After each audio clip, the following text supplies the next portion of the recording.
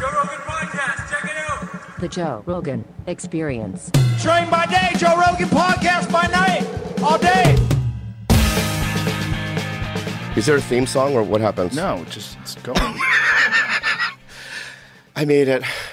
I'm here. And it's just like, what a blessing. No, just let me finish this. What a blessing. Over the years, people on the internet were like, why don't you do Rogan? I was like, I don't even know how. And I'm here now, and I just feel so present, and I feel mindful. It's going to be a great one. Anyway, so thanks for having me. you're here. You too, man. Yeah, we talked about doing it fucking 1,000 times. 1,000 times. Yeah, and it never happened. And people thought we had a problem with each other or something. No, we know. In fact, here's the deal, Joe. Okay, Bobby. Not only do we not have a problem with each other, right? Right. You've been a really big asset to me over the years on the phone.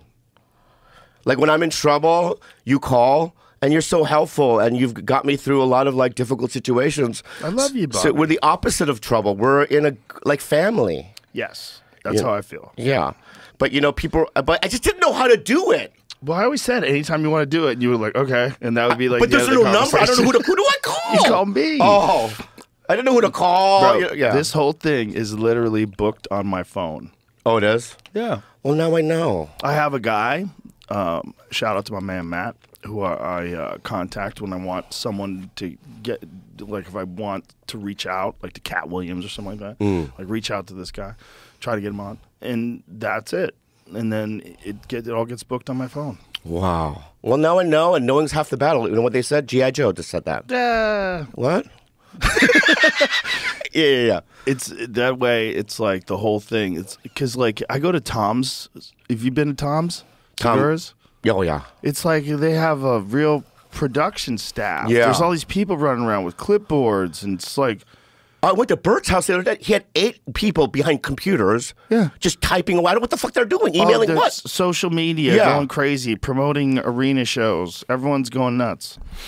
Me, no. I don't want that in my life. Why would you don't need it? I don't want it. You have a white guy. Yeah. You're just some average white guy. No offense, but you're not, you know. With all due respect, Jamie does take the place of like at least 2 regular people, if not 3. He's great, dude. How many people? I don't know. You tell me. I say at least 2, maybe 3. Jamie might take the place of 3 people. Wow. What do you got there? What are those? These are pouches. They're called Copenhagens. Oh, okay. And I they're got these little rogues. I like these. Is it tobacco? It's just nicotine. It's oh, not it's tobacco. the pouch. Those are tobacco? Yeah, these are tobacco. So you have to spit. Yeah. Okay. And when I get blisters, I stop. Okay, when it burns through your cheek. I had a buddy of mine who was telling me that. Yeah. It made his gums recede. Yeah. Chewing. Yeah.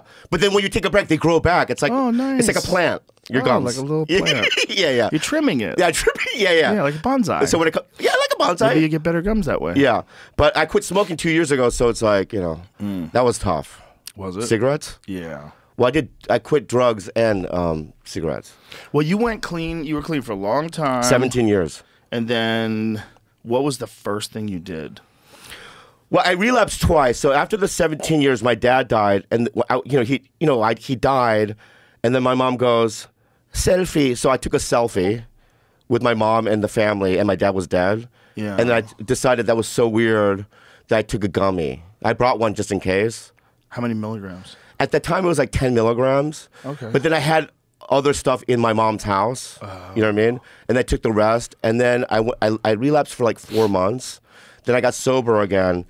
And then when things got crazy in my life, I did it again. Mm-hmm.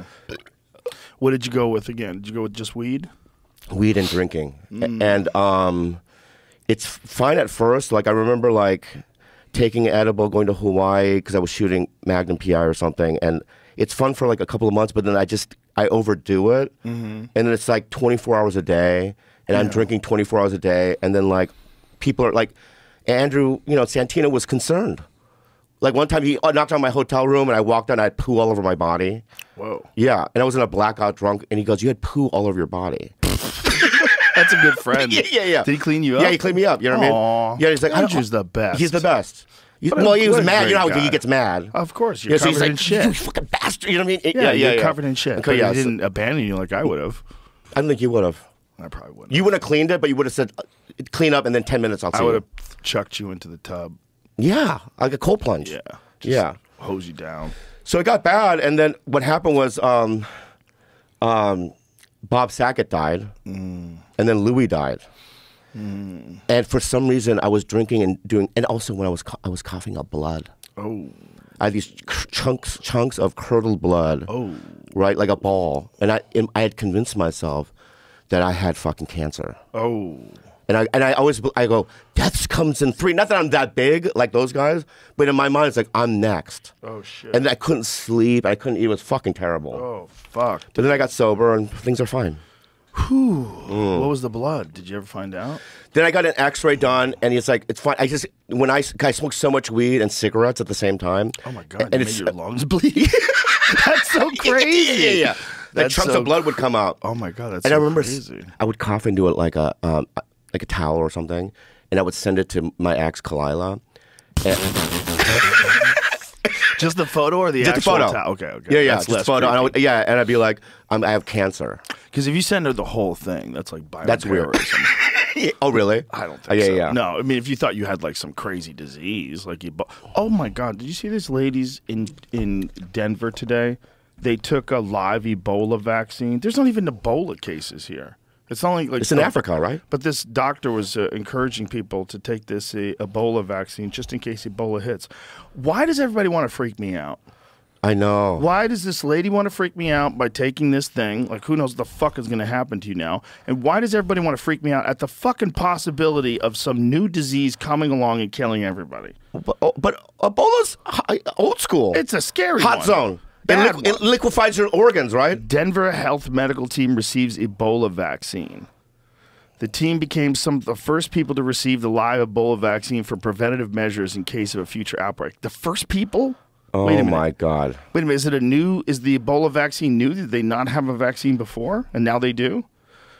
I don't know.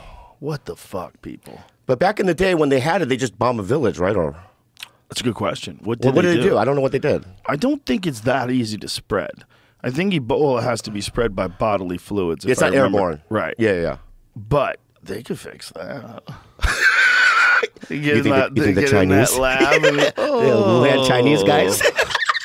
a little bit of this, Yeah, a little bit of that. And look, now it flies through the air. Oh man, if it was like COVID, like that easy, Yeah, but Ebola. we're fucked. But that's what scares the shit out of me, man. They keep talking about it. These fucking creeps at the World Economic Forum, they all get together and talk about preparation for disease X. They're calling it virus X or disease X. They're scaring the shit out of me. But do you think it's? I mean, because I don't know. Okay. Can I just ask you something? I don't know. Yes. You know me. I don't know much. Okay. About nothing, right? Right. But do you believe that it was like man-made?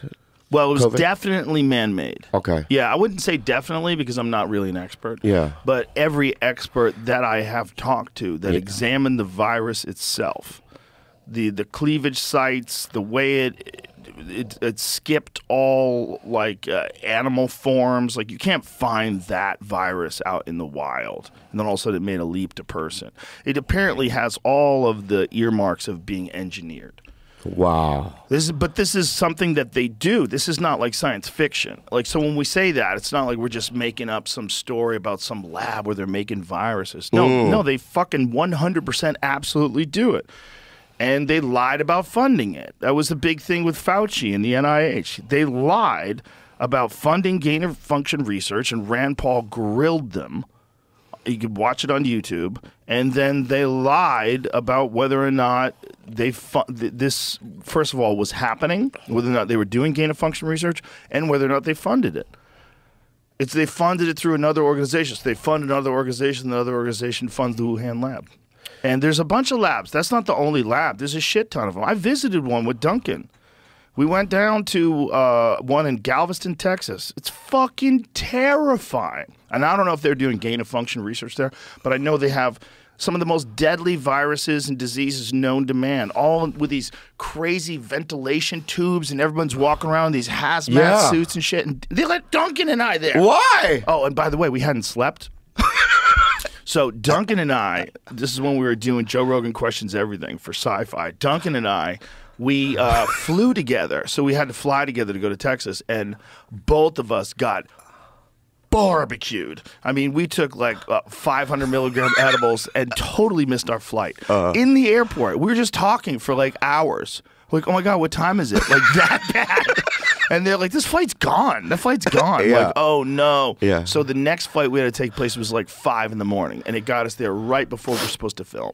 So we literally stayed up all night, flew in. I think we got a hotel for 1 hour. I think we actually got a hotel for 1 hour. Yeah. And then we flew, woke up in the morning, and just got in the car rather, and just went straight to this lab. So we're delirious. We're still probably high. And we're in this crazy bio lab where they have Ebola. Wow. They have everything. They have, you name it, they've got it. Everything that kills everybody. And it's all like these big, thick plexiglass walls. You're like, oh my God, Wow. it was freaking me out. Wow. And me and Dunk were both like, oh my God, dude. Are you in a suit too? Are you in a suit? No. Oh. No. We only went into like the administrative offices. They did not let us onto the floor. We didn't go anywhere near any diseases. They just let us through but the doctor scared the fuck out of me. Because what he was saying to me is because our piece was all on bioweapons. And one of the things that I interviewed this guy who was formerly from the Soviet Union.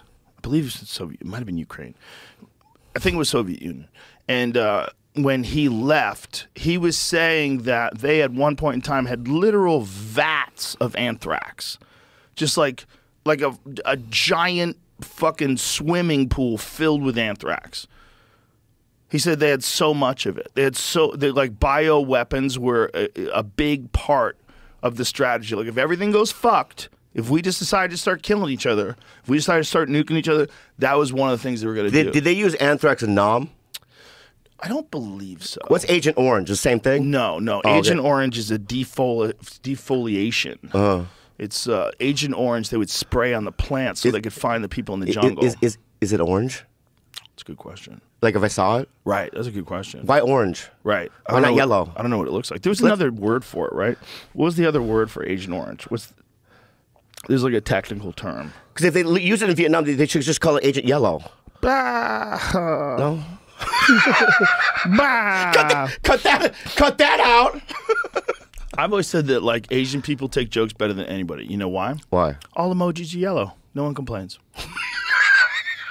It's true. They don't complain. Yeah. Yellow thumbs up, yellow smiley face guy, Yeah. yellow girl. Everyone's yellow. No one complains. So people get mad at me because I allow comics to do Asian accents in front of me, and I laugh at it because I think it's funny. But then people think that I'm like like an Uncle Chang. You know what I mean? Right. First of all, those people are all your friends. And friends mock each other all the time. Yeah. My friends mock me for being short. They mock me for being bald. They mock me for being old. It's fun. It's fun. If they mock me from being... See, the thing is, mocking me for being Italian, it doesn't work. Like, no one cares. Yeah. It's not a bad one. Yeah. That's why you can call Italians guineas. And nobody gives a shit. They'll call each other guineas. You can call them guineas. No one cares. Because people don't really hate Italians. Yeah. They find them annoying, like the little gold chain ones, Yeah, the yeah, fucking yeah. gabagool, those guys. Yeah. Some of them are a little, but that's also part of the flavor of that culture. It's fun, but Asian hate is a different kind of hate. Because Asian hate, like legitimately, people will walk up to Asian people and punch them after COVID. I saw it. Yeah. It's fucking wild. Wild, yeah. That's just strict racist hate, walking right up to someone and punching them just Like an because- old man. Old men, old ladies. Yeah. It's wild. And they don't even know what kind of Asian it is. It They could be don't- someone from the Philippines, it could be someone from China. They have no fucking idea. They're just hitting people. It was fucking terrible, yeah. terrifying. Yeah. That shit's real. Yeah. But when it comes to like comedy, like back in the day, like you're backstage with a bunch of comics, we say all kinds of fucked up shit. We try to make each other laugh, and it's hard to make us laugh. Or shock. Yeah, or shock. Even, yeah. Well, it's shock to make you laugh. Yeah. The shocking thing is just so you go, what the fuck is wrong with you? How many times will be in the green room and Joey Diaz will say something like, what the fuck is wrong with you? Yeah. And we're on the ground laughing. Yeah. But that's what he's trying to do. He's not a bad person. He's trying to make you laugh. And then we do it, publicly around, on podcasts and stuff, and people just get fucking crazy. You know what it's like? It's like being around any person that's used to a certain thing. Like, have you ever been around soldiers? like especially like special operator guys, like Navy SEAL type dudes. They get a couple of drinks in them. They start talking war stories.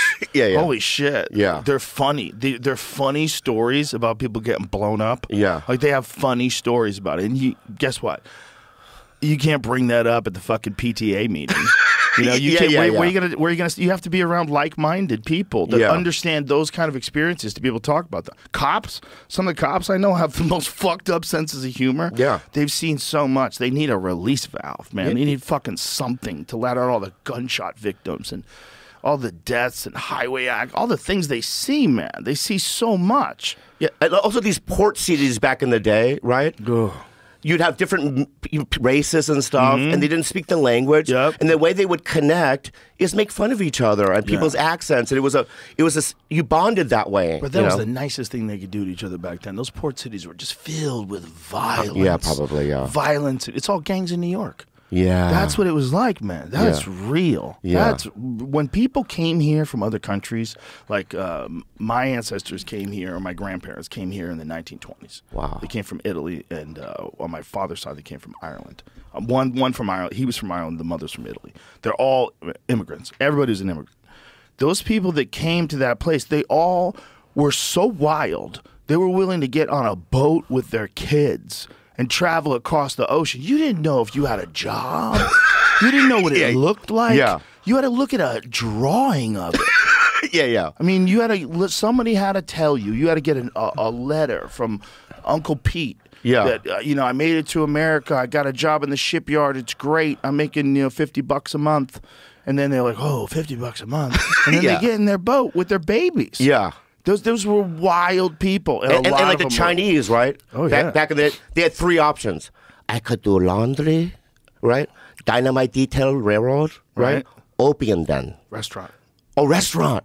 I'm opium den. Yeah. Back in the day? Yeah, you'd I would be have a the cool best opium one. den. Yeah, you'd right, be like, we this gotta way, go to Mr. Bobby Jones, Lee's. right? I'd lay them down on a nice, felt mattress. You'd have cool lighting. Yeah, great lighting. Yeah. Ride the dragon. Right. Ride the I would stick it in their mouth. Yeah. Light it for them. Yeah. Right? And then touch their head as they're going under. Right. Just like, Right. Wow. Yeah. Like in that movie, Once Upon a Time in America. Yeah. Where De Niro was like fucked up on opiates, but Everybody got fucked up on it once you did it. Yeah. They get fucked up. That's what's wild about social media. Social media is addictive and it doesn't even feel good. Opium, at least you feel great. Yeah. You feel great. Look at all those dudes in an opium den. Oh my God. Mine would look so much better than that. I had Peter Berg on. Peter Berg did that. He's amazing. He's done a million things. That guy's the shit. But he did that Netflix series, Painkiller, the one on the Sackler family. Didn't see it. And holy shit, dude. I see. Okay, I'll the see. opioid crisis. But he told me that he tried it once. He said I tried OxyContin once recreationally. He was like, oh my God, get this the fuck away from me. He goes, it was great. Yeah.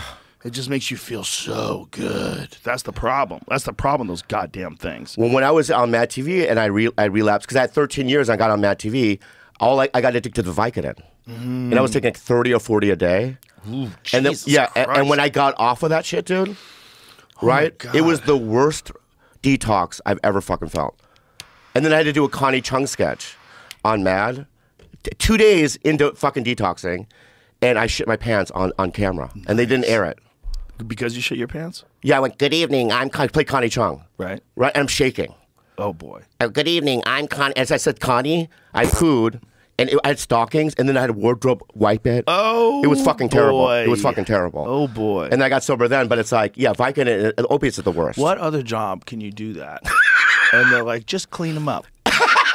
I know. He's really good. At McDonald's, Yeah. you're out. You're out. You're gone. Yeah. But we try to finish. You're working for Apple. That's a wrap. That's a wrap. Yeah. Like even on stage, You're in the Genius Bar. You shit your pants. That's it, Bobby. Yeah. No more. Even on stage, like you can go to a guy and go, "Fuck you." Yeah. Like in comedy, like you don't get fired for that. It's fucking amazing. It's amazing. If you did that at like Jamba Juice, you're done. Right.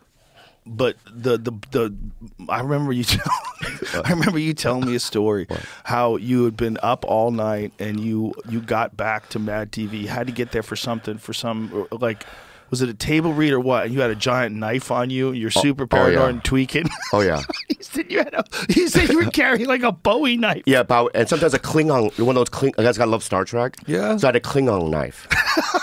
When the curves. How big was it? It was like this long. I still have it by my bed, right? And I was sticking right here, right? And an open Hawaiian shirt. And I was breaking out. And That's what it looks like? That's what it looked like, yeah. Oh, I had one that's of pretty those. dope. Yeah. That is actually pretty dope. That's what Klingons would carry Yeah. around? And then they would, Isn't that crazy? They have spaceships, so they still need knives. It seems so, like, you don't have a better, you don't have a better weapon. Well, first of all, they didn't even have the fucking internet. Right. It's the dumbest show ever. And they had walkie-talkies. They hadn't even figured out phones yet. I never thought of it like that. Kirk out, click. You'd have to hang up. Right. You'd have You to would hang think they up. would have like a... Nothing. Yeah, something, yeah. But yet they could beam you up. They could Yeah. literally take your body and reconstitute it. It's still a good show. It's a great show. It's still a good Listen, sci-fi show. I love Star Trek. Next I love Generation? it. No, first one. No, The real one. no. Old one. I'm sorry. I'm sorry. I'll back up. I'm sorry. You're wrong. I'm not wrong. Yeah. Can I just say something? I can't be wrong for liking something. I understand that. I think that you're misinformed. How so? Because, and do me a favor, season 5. No. All right. Can tell I you just, right now, no. I know, but can I just open your heart? It's open. Okay, because may I say what I'm going to say? Right. May I? Yes, please. All right. Season 5. Okay. Second to the last episode. Okay. The episode's called Inner Light. I'm not going to watch it. I'm not asking you to, but I'm not asking you to, but I'm not. But I'm asking your fans. Okay, right, they'll watch it. to check it out. And they're right? gonna yell at me. That episode is the greatest piece of sci-fi ever filmed. And Adam Egget hated Star Trek. I forced him to watch this episode. He watched every episode after that. Really? Yeah. Okay, I'll It's watch a it. great episode. Okay, I will watch it. Okay, thank you. Now I changed my mind. I will watch it. See, your heart was open. It looks interesting. Yeah. It looks interesting because he's walking around and shit. Okay. See what he's got to say. Yeah. Maybe he's on like a vision quest. No, the concept is great. Okay. Yeah. I believe you. Okay, good. Thank you. I like the old one just for nostalgic purposes. Yeah. Because I'm old. And because when I was a kid, that was on television. And I remember watching Star Trek and Captain Kirk. Like, oh my God, he's the coolest. Yeah, it was the best. You know, and it was also, it's so corny. Like if you watch it today, it's gone to this point where it becomes funny. It's parody. Yeah. Like there's a scene where Captain Kirk has a fight with like a lizard man. Yeah. On a planet. Yeah, I Have you remember ever that seen one. it? I remember It's that, yeah. the dumbest fight scene I know. ever. It's right up there with the $6 million man versus Bigfoot. That's the dumbest one. Yeah, this one. But this one's pretty dumb. Look Yeah, how look at him. handsome he was. So handsome. First of all, this lizard is so goddamn slow. I would fuck this lizard up. I would fuck. Look at this. I would fuck him up, dude. Yeah. I would fuck. Look how Look at him, slow look at he him. is, bro. I would fuck him up. I would be leg kicking him right now. Whap, whap. I take them knees out. Oh, what a shitty body kick! Wow. And he just fights threw like, he him. fights like Brendan Schaub a little bit. But all he did is throw him. Brendan Schaub was a good fighter. I'm You kidding, better I'm shut your kidding. mouth. He knocked out Mirko Krokop. I'm kidding. I love him. So look at this. He's right next to you and he's not even biting you. Yeah. This is the biggest pussy lizard of all time. He's not even biting. Yeah. He's not biting. The neck is right there. He's got a giant mouth filled with teeth. Easily he could bite. There's no restraint keeping him from biting. Yeah. Oh, that was Look a at good ear Captain move. Kirk, he hit him with the ears. Yeah. Now he hurt him with the ears. Yeah. So what does he do? He runs away like a pussy. Now he's going to throw rocks at him. Yeah. You got to hit him in the ear, bro. Get close. The guy's slow as fuck. Look at him. This is so dumb. This is so dumb. This is so dumb it hurts my feelings. But imagine shooting that day. It's so Oh, my hot. God. That guy in the lizard suit. Oh my God. Oh, he's sweating his dick Yeah. off. Yeah, he's having it rough. Because that's probably Burbank or somewhere. Like, Yeah. Those don't, like, that totally looks like it could be California, doesn't it? Yeah, they must have shot it. Oh, he's going to pick up the rock. Look how fake that rock looks. Watch, he's going to throw that rock. All you have to do is just get out of the way now. Don't stand there. I know. Wait for the... Look, get out of the Yeah. fucking way, bro. Oh, that was Jesus good, though. Christ. How casual did he get out of the way? Because he knew it wasn't a real rock. Yeah. It reminds me of remember that guy threw the shoe at Bush? This is picture perfect, terrible acting. Yeah. Picture perfect, terrible choreography. Everything about it is hilarious. Does it end? That was it. Yeah. He doesn't kill him? He ran away. No, he That's ran it? away. Yeah. Oh. How dumb. Throwing boulders at him. You gotta get that. That, fuck I out of love there. that show. Yeah, it reminds me of old Godzillas. You remember when Captain Kirk hooked up with that green lady? It was a big deal. Would you have? Yeah. So if I you, would have fucked the Avatar lady. so if you and I had The Avatar ladies? That lady's hot. on Pandora, I don't know. It looks blue. The one, I don't give a fuck. The one that he eventually winds up with? Yeah. Oof, she's hot. But you know how like the creatures connect with the tails or whatever, then they communicate. Yeah. Does that come out of the vagina too? I don't know. I don't think they have a Okay, vagina. good. Oh. I think you just link up like that and Oh, you you come in your you mind. come? Oh yeah, I'd love to come in my Who mind. knows how the babies even Yeah. get there?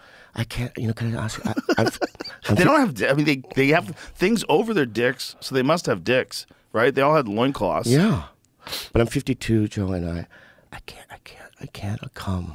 You can't come? I come every other time. Every other time. That's Yeah. good. But you That's know good what? enough. I like edging. But how much are you fucking? Are you trying to fuck every day or jerk off every day? Maybe you're running out of jizz. Maybe you just have a small factory, you know, and you're just demanding too much output. No, my factory's pretty big, dude. Your balls are big? For my size, yeah. Yeah, but like for normal humans, when you hit 52, like how often are you coming? Every other day. That's reasonable. That's reasonable. But when I'm Yeah. in the sack with a woman, Oh. psychologically, I can't do it. So do you just fake it? I pull Spit out. on her? No. I make it. I dim the lights Yeah. and I do it back. I go back. You go back. So there's yeah. So Okay. I go and I'll Oh, go to good move. the back of the wall Good move. in the dark. Oh, and act it out. Fall I to act. the I ground. act. I'm a good actor, right? And Epilepsy. right. Right. Seizure. And I go straight to the bathroom like I'm washing it, Whoa. Okay. so they can't see the cum. That's a good move. Thank you. It's a good move. You want to be deceptive. Yeah. I guess that's not a terrible thing to deceive people about, whether or not you come. Yeah. I mean, but I Girls feel are bad. all guilty of it. Yeah, but I don't want them to feel bad like they're not hot. It has nothing to do with Right. them. I get it. Right? I'm just being like a What a nice sensitive guy. person. Yeah, I'm. That's so sweet of Yeah, you. I'm super sensitive. Yeah. But it's like because I was in a 10-year thing and now I'm like single, so I'm just experimenting. You know? I get it. Yeah. I get it. You do? Yeah. Yeah. It's still fun though. Yeah, you're having a good time, Bobby. Yeah, I am. As long as you're enjoying life, that's I- what you should be doing. You should be enjoying life. You know, Joe, may I say? Yes. I am. That's beautiful. Because when you weren't enjoying life, it bothered me. It bothered me because I love you and like you're such a nice guy and you get weirded out by so many different things. And Like I- what? Like what? Like Oh, what? you were just always paranoid that people didn't like you, and you were always weirded out by stuff. Well, You know? Even me and you, like we hadn't seen each other for 6 months. Like, do you still like me? I'm like, I love you. What are you talking about? Give me a hug. because we have history. Yeah, but our history is all beautiful. It's a beautiful history. We have history of we've never been in an argument. No. We've never yelled at each other. No. We've always had good times. Yeah. We've had a lot of laughs. We have Oh my god. some dude. great laughs. Oh my god, have we had laughs? Yeah. Oh my god. We've had moments where I even recall that you probably don't even remember. Like one time, you and I were at the Comedy Store. We're in the patio, and Eddie Griffin bumped us. Right? And we were talking shit. So this must be early days. Early days. Back in the day. 90s, right? 90s, right? And then I remember there was a black guy near us listening, and he told Eddie Griffin that we were talking shit about him, and he confronted us. Yeah. I remember that. And we were like, fuck off, you know what I mean? But it was like, because you remember, he used to do hours. Yeah, well, he would do 3 hours. He would go on at 9 o'clock, and your spot would be at 9:15, and he would do 3 hours. It was him. Dice would do it sometimes. Mencia would do it all the Mencia time. did Oh it my all the god! time. Oh my god! Yeah, but it was the thing is, it was kind of the culture of the Comedy Store. In Eddie's defense, is that if you reached a certain level of fame, and at the time Eddie was definitely more famous than us, and he was when I still to this day maintain that Eddie Griffin's set on Def Jam was one of the best fucking, I don't know, was it 10 minutes, 15 minutes, whatever he did. It was one of the best sets I've ever seen. He had shorts on. Remember? Yeah. And he had so much energy, man. I remember, I'm pretty sure I was in New York at the time when I watched it.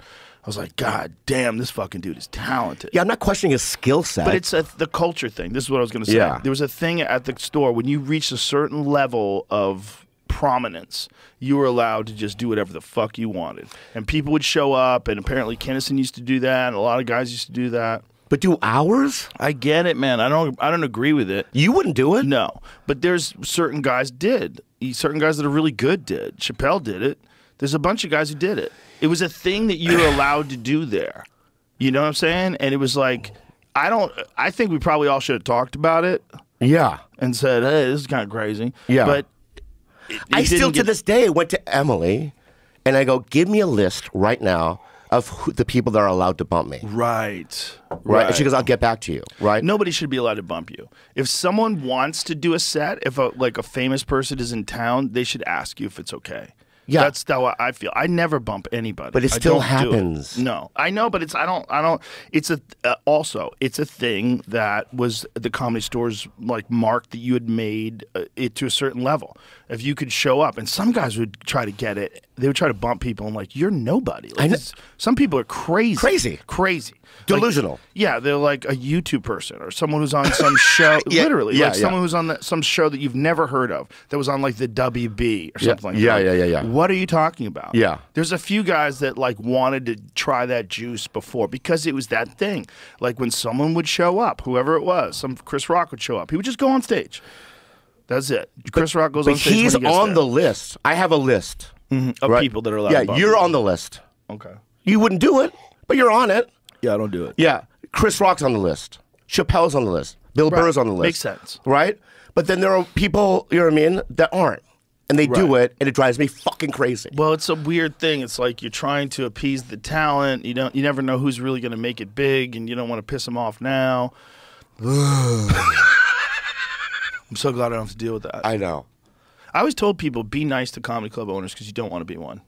That was my advice always to comics because they always get mad at comedy club owners. I go, listen, man, you do not want to be one of these people, and we fucking need them. This is a crazy job. You're dealing with maniacs that may or may not take their flight, might show up drunk, might get arrested Friday night after the first show. Yeah. Like you don't like imagine you're feeding your family based on these fucking maniacs that come in every week. I know. I mean, these people are regular people. I would go to comedy clubs and I would go to the office and see the calendar, and it would always say Pablo Francisco with a question mark. Oh yeah, You know Pablo what I mean? was a rough. Yeah. So it's like I get it.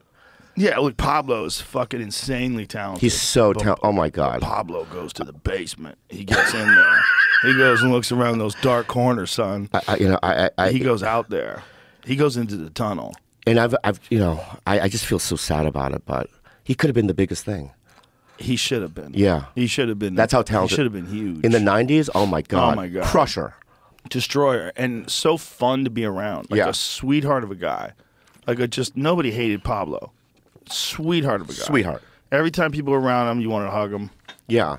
But he had that skill set on stage that was like a combination between impressions and act outs. And he had everything. And funny jokes. Yeah, too. funny jokes. Yeah. He had all of it together. And just so likable. Such a great guy. Such a nice guy. Yeah. But yeah, it's I see that still to this day. Yeah. I was really lucky that the thing that I was into was weed. And that the thing I was into made me terrified. It made me paranoid. It was the opposite of giving me courage. It gave me no courage. Like marijuana was a courage killer. Yeah. Like it made me feel like courage was foolish. You're so vulnerable. Life is vulnerable. And it made me appreciate people more, like legitimately. Do you perform when you're high sometimes? All the time. Right. Do you ever lose your place or no? No. That's what I found. I take a lot of nootropics. That's one of the keys. Could I have one? Yeah. Take 4 of those. Okay. That's Alpha Brain Black Label. That stuff is the shit. Whenever I ever see a show on your online, I always want to try your little things. Well, that's a good one to try. And this is, I'm affiliated with this company, obviously, but this is not the only one that I try.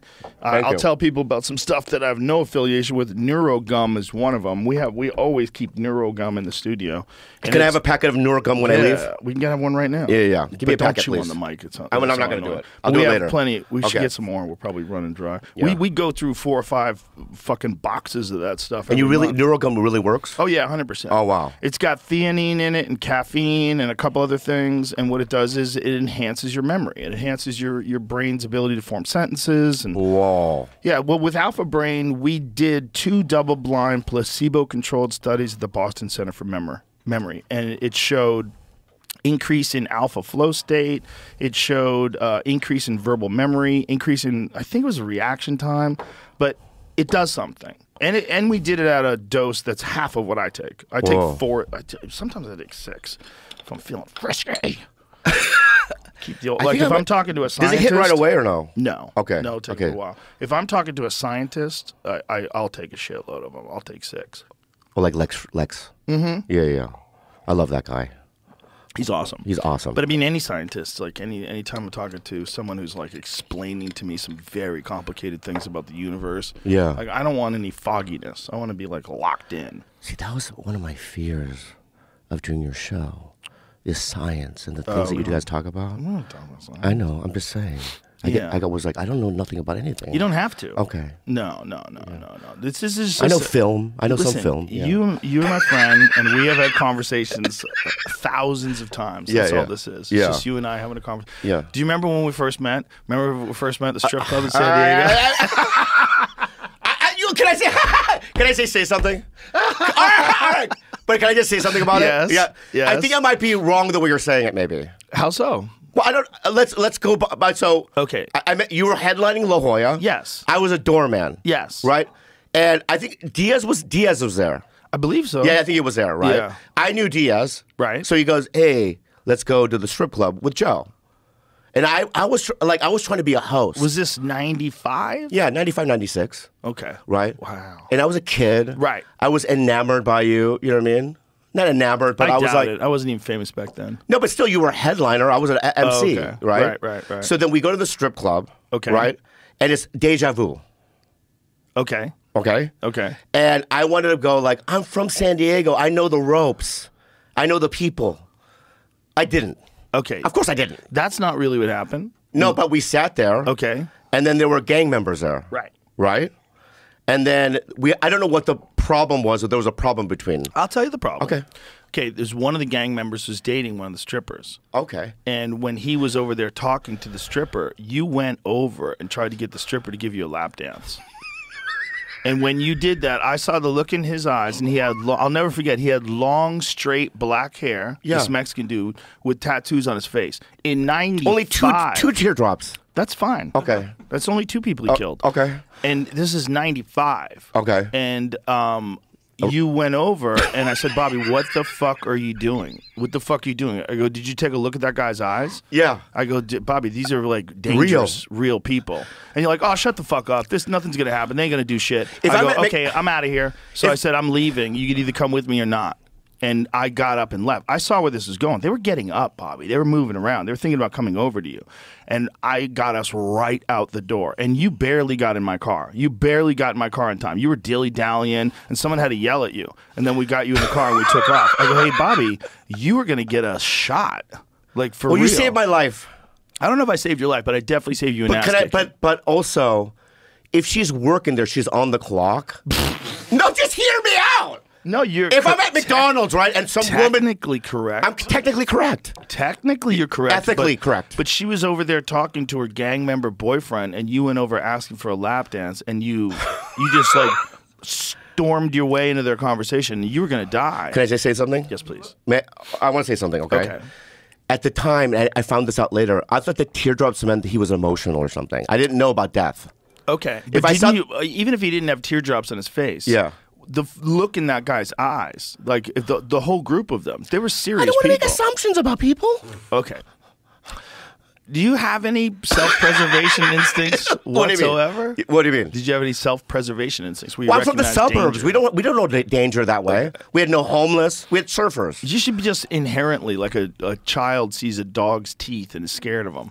You should see that guy Yeah. growling and go, okay, this is real. Joe, I'm 52 now. I've never Yes. had anything happen to me, No, so I'm I sure. feel like my instincts, right, are on point. You're also very likable. I'm likable. People decide not to kill I you. smile. Yeah. So what the fuck, dog? I go. Yeah. Yeah. Yeah, That's a good nothing. move. That's a good move. That's a good move. Yeah. But that was our introduction. That's how we became friends. Okay. It didn't. Right. Fuck up our relationship. It didn't fucking We know. stayed friends. Yeah, no, and like I came to LA, and then I think that it grew. What year did you come to LA? 97 or 98, like in that time period. Boy, was what a weird time at the store that was, huh? The dark ages. It was weird, but it was really good for us. Yeah. Because you would go on stage in the OR and it'd be half full, and it was like a real good place to fuck around and practice. Oh, so the people that did it really did it because there was no like light at the end of the tunnel. Not anymore. I think the store goes through eras, and it had gone through the Kinnison era. And when Kinnison died, I think there was a big drop off. It was terrible at times. Dude, Yeah. at a Saturday night in the OR, they couldn't start the show without 4 people being in the audience, and there would be sometimes no show. Yeah. On a Saturday fucking night. Yeah, it was Yeah, crazy. It was crazy, dude. But then it came back. It came back when the internet came around. It came back in like in the early 2000s. Yeah. Yeah, it came back. And I reaped the rewards. I'm so glad it didn't quit. Yeah, I'm so glad you didn't quit too. Yeah, I saw some crazy. I saw one time at 2 a.m. I was working the door there. Yeah. And I saw people in purple robes Ooh. go up into the belly room Uh-oh. with candles. Oh, Jesus. Right. So now how you can sneak up to the belly room through the green room, with those offices and stuff, right? Were they supposed to be up there? Yeah. Oh. I'm not lying. This is the 90s? Yeah. Okay. Right. I peeked through. They formed a circle, and they had candles up. What? Eat a baby. No baby eating. Okay. You know what I mean? I don't have to report that. Okay. Okay. And they were doing seances. The Comedy Store, if any place is haunted, Yeah. the Comedy Store's haunted. They were trying to seance Andy Kaufman's ghost. Oh. And when I went back downstairs, the people that went with the robes, they came back down and they were in their regular clothes. Lily Tomlin, Bob Zamuda. Whoa. I saw it with my own eyes. Whoa. It was fucking crazy. Whoa. Yeah. Well, why not? You know? Yeah. You get a little high. Someone comes up with an idea. Yeah. Why do we have to wear the robes? Because it'd be fun. And then you get in there with the candles. Right. It sounds like something me and Duncan would do. Yeah, nice robes probably too. I'm sure. Yeah. Lily Tomlin. Yeah. I mean, she's not going to wear some bullshit robe. yeah. But Have some respect. so, speaking of Duncan, when I got sober, when I had that 17 years chunk, and anyone out there listening, right? I needed to get all my drugs out of my house, so he was the only one I wanted to. He's the only one that could do it. So when I called him, he came out of my house in 5 minutes. He cleaned out my apartment in like 20 minutes, and then he made me a fish dinner. Aww. And then he took all my drugs and went away. But I want to, Duncan, if you're listening, thank you for that. Duncan's the man. He's the best. Yeah. We lived together once for a while. Where? In my house. For Here like 6 months. In Austin? California. Oh, really? Yeah. Wow. He got kicked out of his apartment. Or the house. He was dating this lady, and she got tired of him playing video games all day. Really? And he calls me up. He goes, dude, I don't know what to do. I'm in a hotel. She kicked me out. I go, come live with me. Yeah. I got this big-ass house. Yeah. So Duncan lived with me for like 6 months. And I had a sensory deprivation tank in the basement. I saw that. Yeah, when I so came to your house. Yeah, Duncan would go down the basement and trip balls and sort his life out. Was he messy? No, Duncan was a great roommate. Really? He was awesome. Yeah. Did you have to kick him out or no? No. He eventually got back on his feet again. Right. And, we had a great time. Like, he had stayed there for years. We had a wonderful time. It was a lot of fun. Wow. It was like, Duncan's one of my best friends. So, like, having one of my best friends in my house, and the house is big, so it's not like we were on top of each other. I would be way the fuck. The phone didn't even work in the whole house. I'd have to transfer phones to go to other parts of the house. Wow. It's a big ass house. Yeah. So if Duncan's over in that side, I'm on over in this side, like, we're not even in each other's hair. Yeah. Didn't even bother each other. So it was really cool, man. It was cool, like, having meals with them, hanging out with them. So Wow. for like 6 months, we were roommates. And to think that he was not even a stand-up at one point. He was the talent coordinator. Well, he was a stand-up. He was trying to do stand-up when he was the talent coordinator. We became friends because I would call up and give my veils, and then we would have crazy conversations. Like, Yeah. He's like, "Did you see this thing with Ram Dass?" And he like, and we would talk about like UFOs, and Bigfoot and shit. Yeah. That's why when that Joe Rogan Questions Everything show, that's why I did it with him. I'm like, oh, he's the perfect guy to do this with. And Ari too. Ari did some of the episodes as well. Wow. But like, Duncan was always trying to do stand up. He was just, he was just unorthodox, in his approach. But then he got good. Oh, he's like amazing. that fucking doll. Oh my god! Oh my god! Little Hobo is one of the best sets, one of the best bits I've ever seen. It was so good. It's so good. Yeah. He did it the other night at the mothership. Oh, did he really? Yeah. Yeah. It's incredible. Yeah. He's got a new Little Hobo too. Somebody stole Little Hobo. No. Yeah, some piece of shit Because stole Little Hobo was like an antique doll too, right? Yeah. So what do you find? I don't know. I don't remember how someone stole it. Yeah, but where do you get another Little Hobo? Oh, you go on eBay. Oh, you can get Little Hobos on the. Yeah, the new one he's got is creepy as fuck. Oh, really? I want to get a Little Hobo. You yeah, can get one. Yeah. Yeah, you can go online and get antique puppets. Yeah, they have them. Really? Yeah. It's thousands of dollars probably though. I don't know. Yeah. Like, there it is. Is that the new Little That's Hobo? the new Little Hobo. Oh my god, he's cute. He's fucking creepy. He lives here now, right? Yeah, Duncan lives here. Everyone's Yeah. asking me to come. You should come. I know you were talking shit about moving to Austin, but listen. No, I didn't. Yeah, you did. I watched the video. No, I didn't. Don't lie. You did. You did. What Like, I I'm said? not fucking moving to Austin. I don't leave my neighborhood. I don't go to Compton. I stay right here. Could I say something? What? You know what, man? no, you know. You know what, man? You know what, man? What? Listen, What? you have to understand what you guys did. What did we do? You guys took half of the talent out. Yeah. So I was just butthurt. We brought another bunch in too. Like Shane Gillis lives here. I know he does. We're doing now. great. I know you guys are killing it. We're having. I went to so the club much last fun. night. Come move here. I know, It's- but you're more than Paulie's thinking about it. Paulie's here a lot. I know. And Paulie then was just here the Theo's other day. thinking He's about killing it. Theo's thinking about Right. it. Yeah. They're all just worried that like people go, oh, you moved there to suck on Rogan's nuts. I would never suck your nuts. I don't ask. I wouldn't do it. If you did, it would be a problem. Yeah. I'd be like, why are you doing this? I'd have to be Would you asleep. hurt me? No.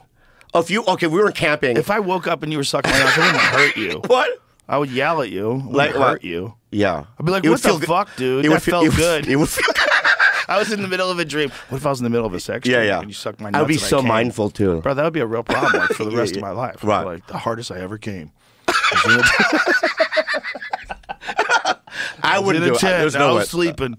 Yeah, I was I would having a never do sex it. dream. And Yeah, Bobby yeah. Lee was sucking my nuts. I don't Yeah. know why he was doing it. It was just for fun. He didn't know. I I've was sucked gonna nuts come. before, but like I get it. yeah, but yeah. Me and Santino will maybe talk about it. Then. Listen, man, it's a great place to live. It's a great place tax-wise. It's a great place traffic-wise. It's a great place. The most important thing is people-wise. The people here are so friendly. Austin people are great people. They're really nice. They're nice. They're not shitheads. They're not Hollywood people. They're not lost in this fake world of leftist ideology that everybody's trapped in.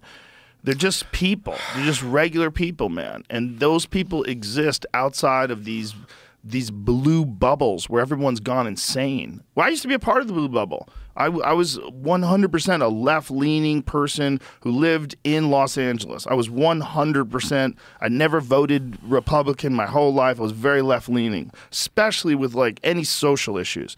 When it comes to financial things, I'm a little bit more conservative, but at the end of the day, I'm way more left than I am right. But California went nuts, man. It's gone like full communist. It's out of its fucking mind. And their approach to law enforcement is so insane.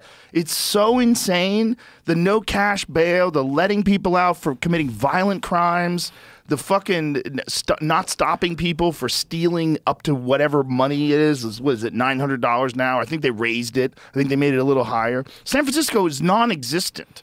San Francisco, most of San Francisco is emptied out of like big chain stores and big department stores. Because I wouldn't even do stand up there anymore. It's crazy. They man. ruined it. They ruined the city. Yeah, I mean, yeah. you can bring it back. The structure's still there. But Yeah, you'd have yeah. to have some hardcore Rudy Giuliani type motherfucker to come in there and knock heads. Wow. And nobody wants that. You Nobody know- wants that. They're peace, love, and granola and fucking wear a mask. I'm in the middle now. I'm in the middle. I'm in the middle. I never thought I would ever say that. Never. It only happened in this last year. Right. Exactly. I just went, I can't do it anymore.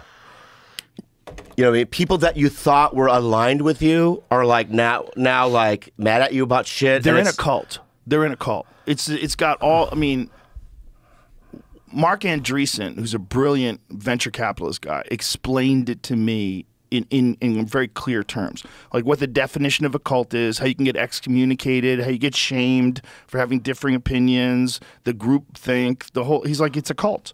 And he's right. He's Yeah. 100% right. Yeah. It's just hard to say because then people in the cult will attack you.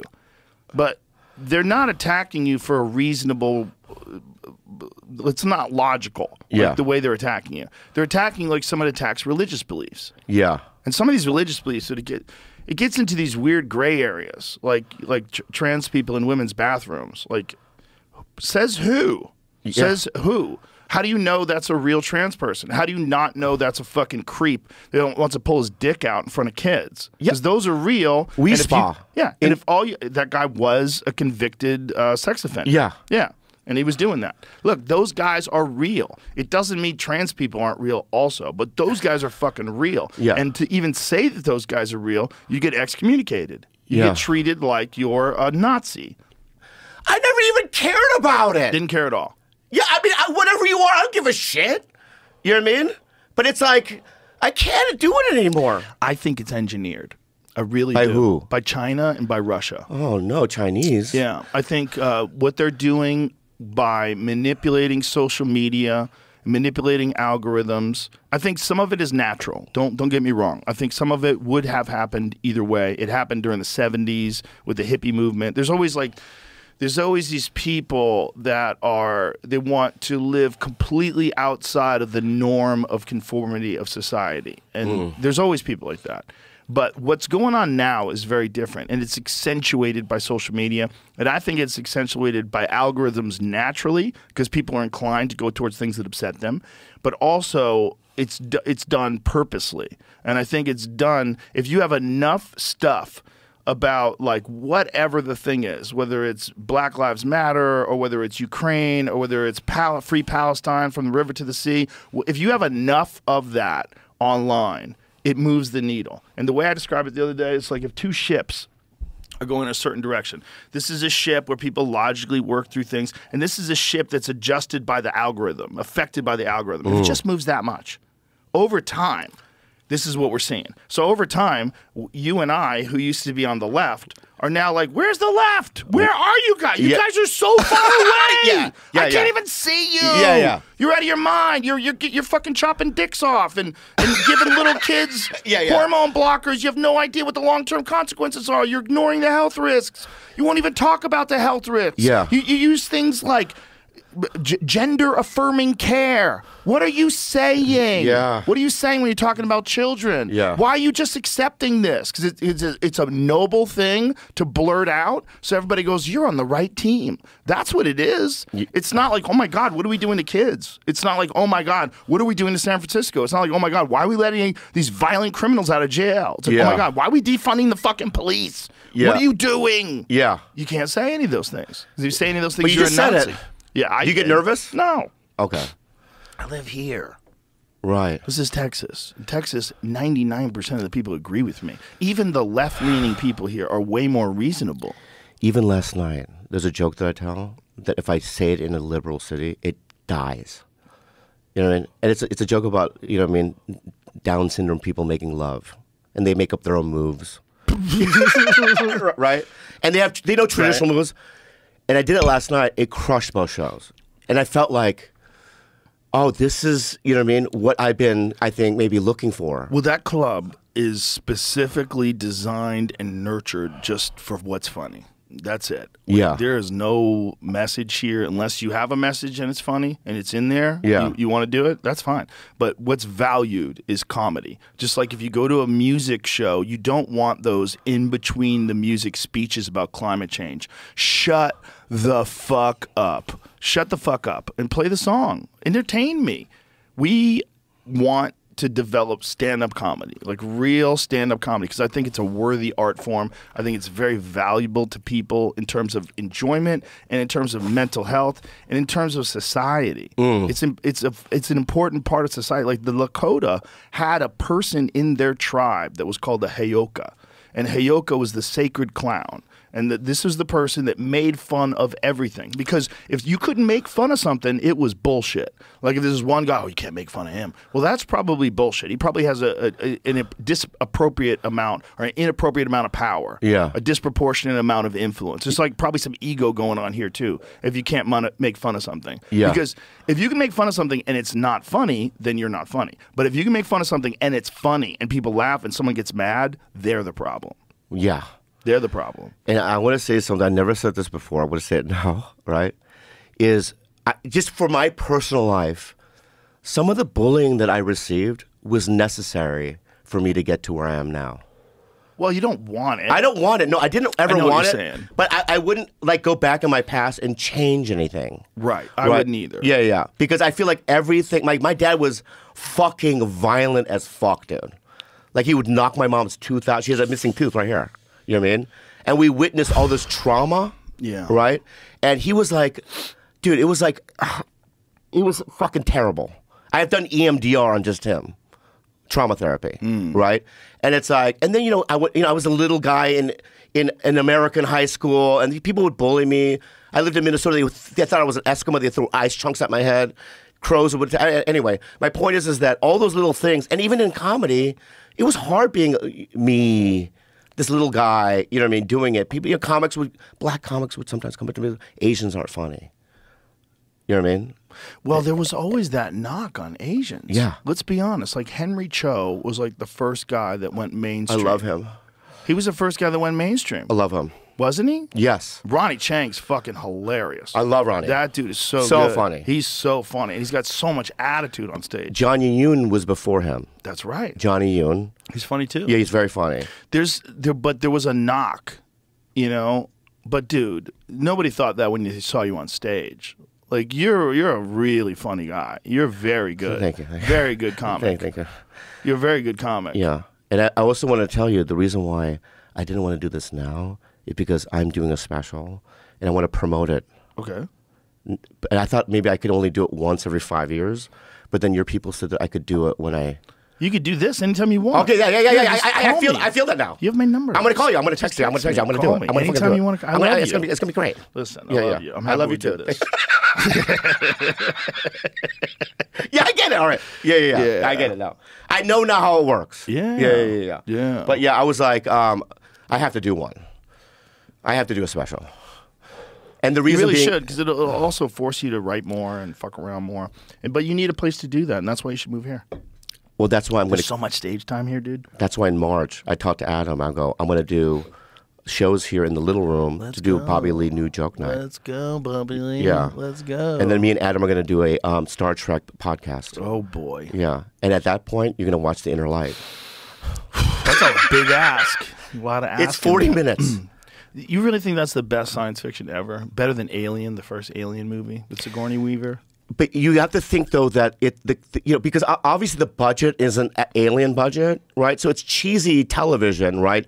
But the concept, you know what I mean, was mind blowing at the time. When I saw that in my early 20s, it blew my fucking mind.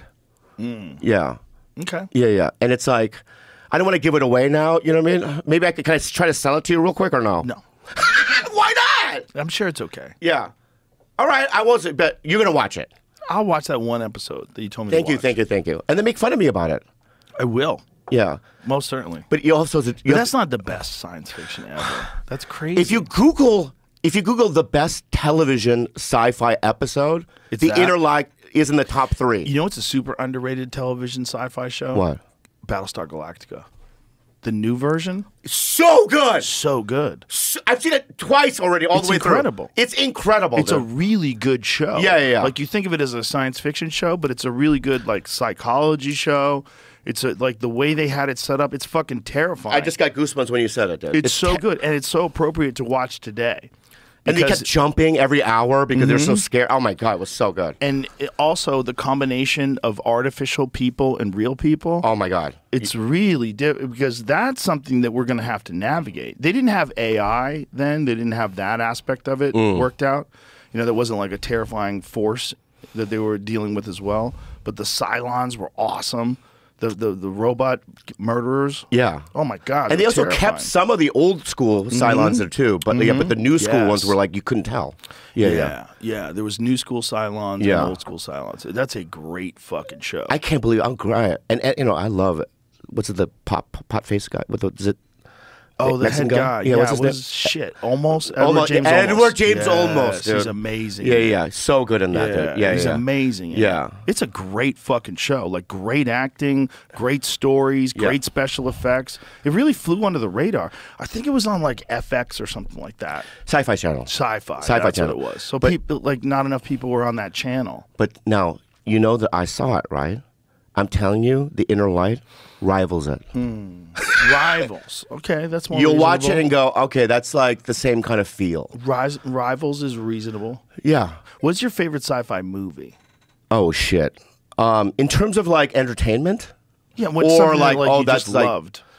my favorite sci-fi, Aliens is one of the original Alien was one. good. Yeah, because you know Harry Dean Stanton was great. Oh, And, my the yeah. cat. Here's what I loved about it: the cast was so believable. Oh yeah, Yeah. And that was also the first time there was like a female action star that you didn't feel like they were shoehorning it in your face that she's female. She was stuck in that role. That's not the role she wanted. Yeah. You know, she wasn't some like badass. Yeah. She was someone rising to the occasion, becoming a badass in the face of this horrific thing Yeah. that had killed everybody else on her spaceship. Spoiler alert. It's Yeah, 1979. yeah. They also felt like real truckers, almost like Yeah.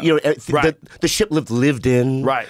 oily Right. almost, you know. Yeah. yeah. It was fucking amazing. It's a great It's a great fucking movie. It's But a great Aliens fucking 2, Not as good. not as good, but still entertaining. Different kind of movie. That was like the aliens were easy to kill all of a sudden, and there was like a lot of them. All right. Yeah, Well, they're because- Marines though. Yeah, but it doesn't matter. The aliens were the alien, the first one, was so clever and so fast and so Oh, sneaky. yeah. And then all of a sudden they're not. All of a sudden they're just fucking idiots. They're just running at you like the British with the fucking white cross on their chest, with the target mark. Yeah. It didn't make any sense. It didn't It's make like their characteristics were completely different. They were the dumb aliens. Yeah. And then the big one, the big female, the mama, the queen, That was fun. she should have fucked Sigourney Weaver up like that. It didn't make any sense. Oh, okay. With that still, you bitch, with the robot thing. Like, Yeah. your whole body's exposed, poke. Now you're dead. What are you talking about? Okay. And why is it moving so slow? All the above. It should have Well, been. she has babies in her belly. Bro, Or, you I ever, don't know. you ever see a praying mantis kill a hummingbird? I don't watch stuff like that, man. You should watch that, because the praying mantis is like the human or the Earth-like equivalent of what one of those alien things are. The alien thing's an enormous praying mantis, probably even more violent and more deadly. And I just don't buy Sigourney Weaver with a stupid fucking robot crane suit on, kicking its ass. Does it make me a pussy when I watch Planet Earth and I see a lion chase a gazelle or whatever, and I fast forward? No, you just don't want to see the suffering. I don't want to see it. But does that make me weak, though? No, it's not weak. You just don't want to experience it. Yeah, I don't want to experience it. You know what it is. You've seen it before. Yeah, I've seen it happen. You don't have to see a lion eating a fucking gazelle guts first over and over and over again. Yeah. Or hyenas. The hyenas ones are the wild dog ones. Those are the ruthless ones. Yeah, those are Because crazy, they're yeah. pulling the guts out while Okay. the thing's trying to stand up. It's good. It's good. Yeah. Fuck, man. Yeah. At least the lions kill you first. The cats always kill you. They don't just eat you. Cats grab you by the neck and they fucking kill you. Wow. But dogs, wild dogs and hyenas and bears, they just start eating you. They And then just the hold alligator, you have to do a down. twirl with them. Yeah, you might You not do a little dance. You might not die for an hour. You With- might be with an alive. alligator? With a lot of different creatures. Well, oh, really? Depends on what. Well, alligators will take you underwater. They'll drown you because they want to stuff you under a log so you can rot. So Yeah. you're easier to consume. What animal could I think I could survive, you think? A mouse, maybe a mouse. Maybe. No. A really angry mouse, you'd probably run into a wall. Well, Hurt with a yourself. bear, maybe.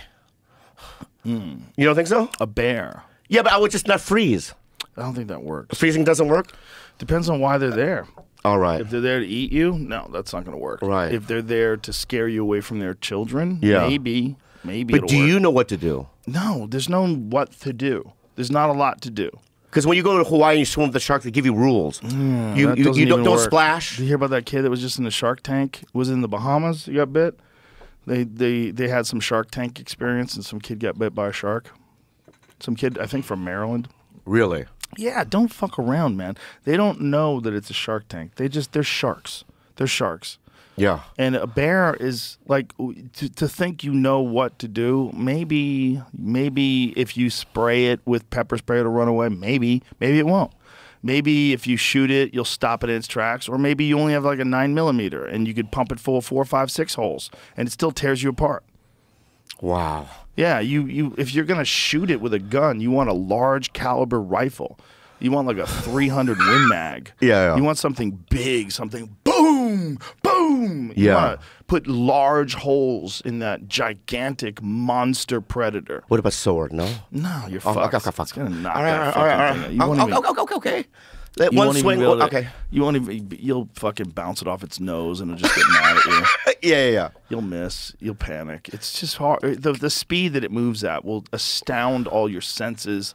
You'll panic because you'll realize you don't have the reaction time. You don't have the physical movement time capable of dealing with how fast it's coming at you. Yeah. Your body doesn't work good enough to do that. You know, I would run toward it and just get it over with.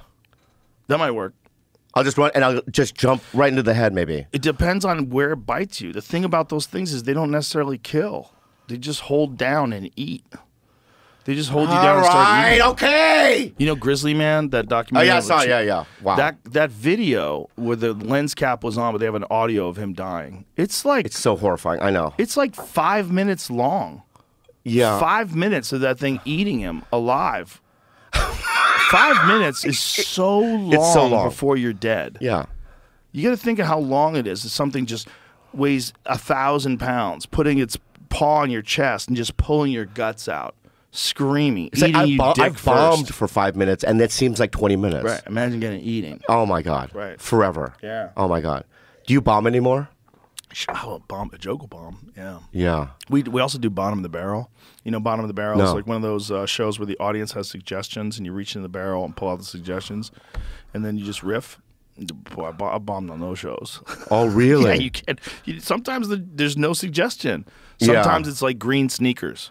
Oh And my you're God, like, it's so okay, hard. The fuck am I going to do with this? Yeah. Because sometimes people are trying to trip you up. Sometimes people have good suggestions. Yeah. Some of them are actually like almost in the form of jokes. Like some of them are really funny. Wow. Yeah. So you just randomly pull out a topic, Randomly. and the audience Yeah. fills it out. Exactly. Wow. And it's like sometimes it's an amazing premise factory because sometimes because you're on the spot like that, every now and then an idea will pop into your head. You're like, oh shit, that's a bit. Yeah. And then that bit, you get home and you listen to it and you write it down. Like there's 3 or 4 bits that I've gotten that are actual bits now because of that show. I want to admit to something to you right now, if I may. I do. I want to admit something to you right now, if I may. Okay. The reason why I haven't done a special is because of the fear of doing new shit. Yeah. Of course. Of course. It's shameful. I get.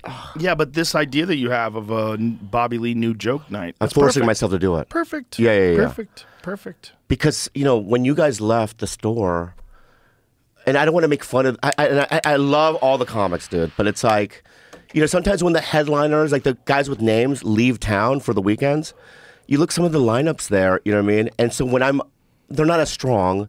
So when Yeah. I'm in town, I'm in the main room. I have the prime spot. It's packed. I have this fucking pressure to crush. Of course.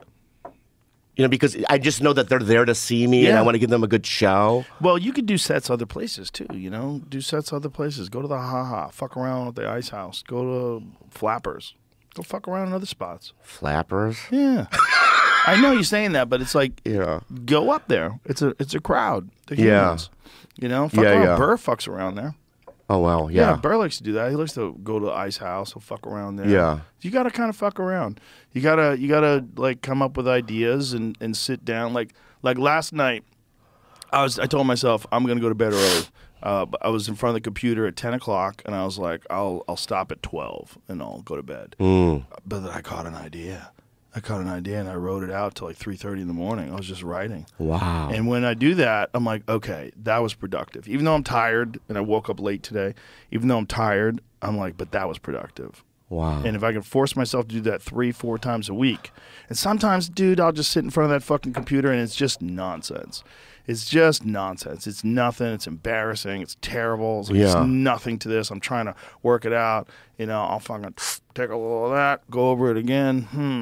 But when And you sometimes nothing. Sometimes I got nothing. but when you write something though, and you look at it, right? Do you go, okay, this is like a 60%?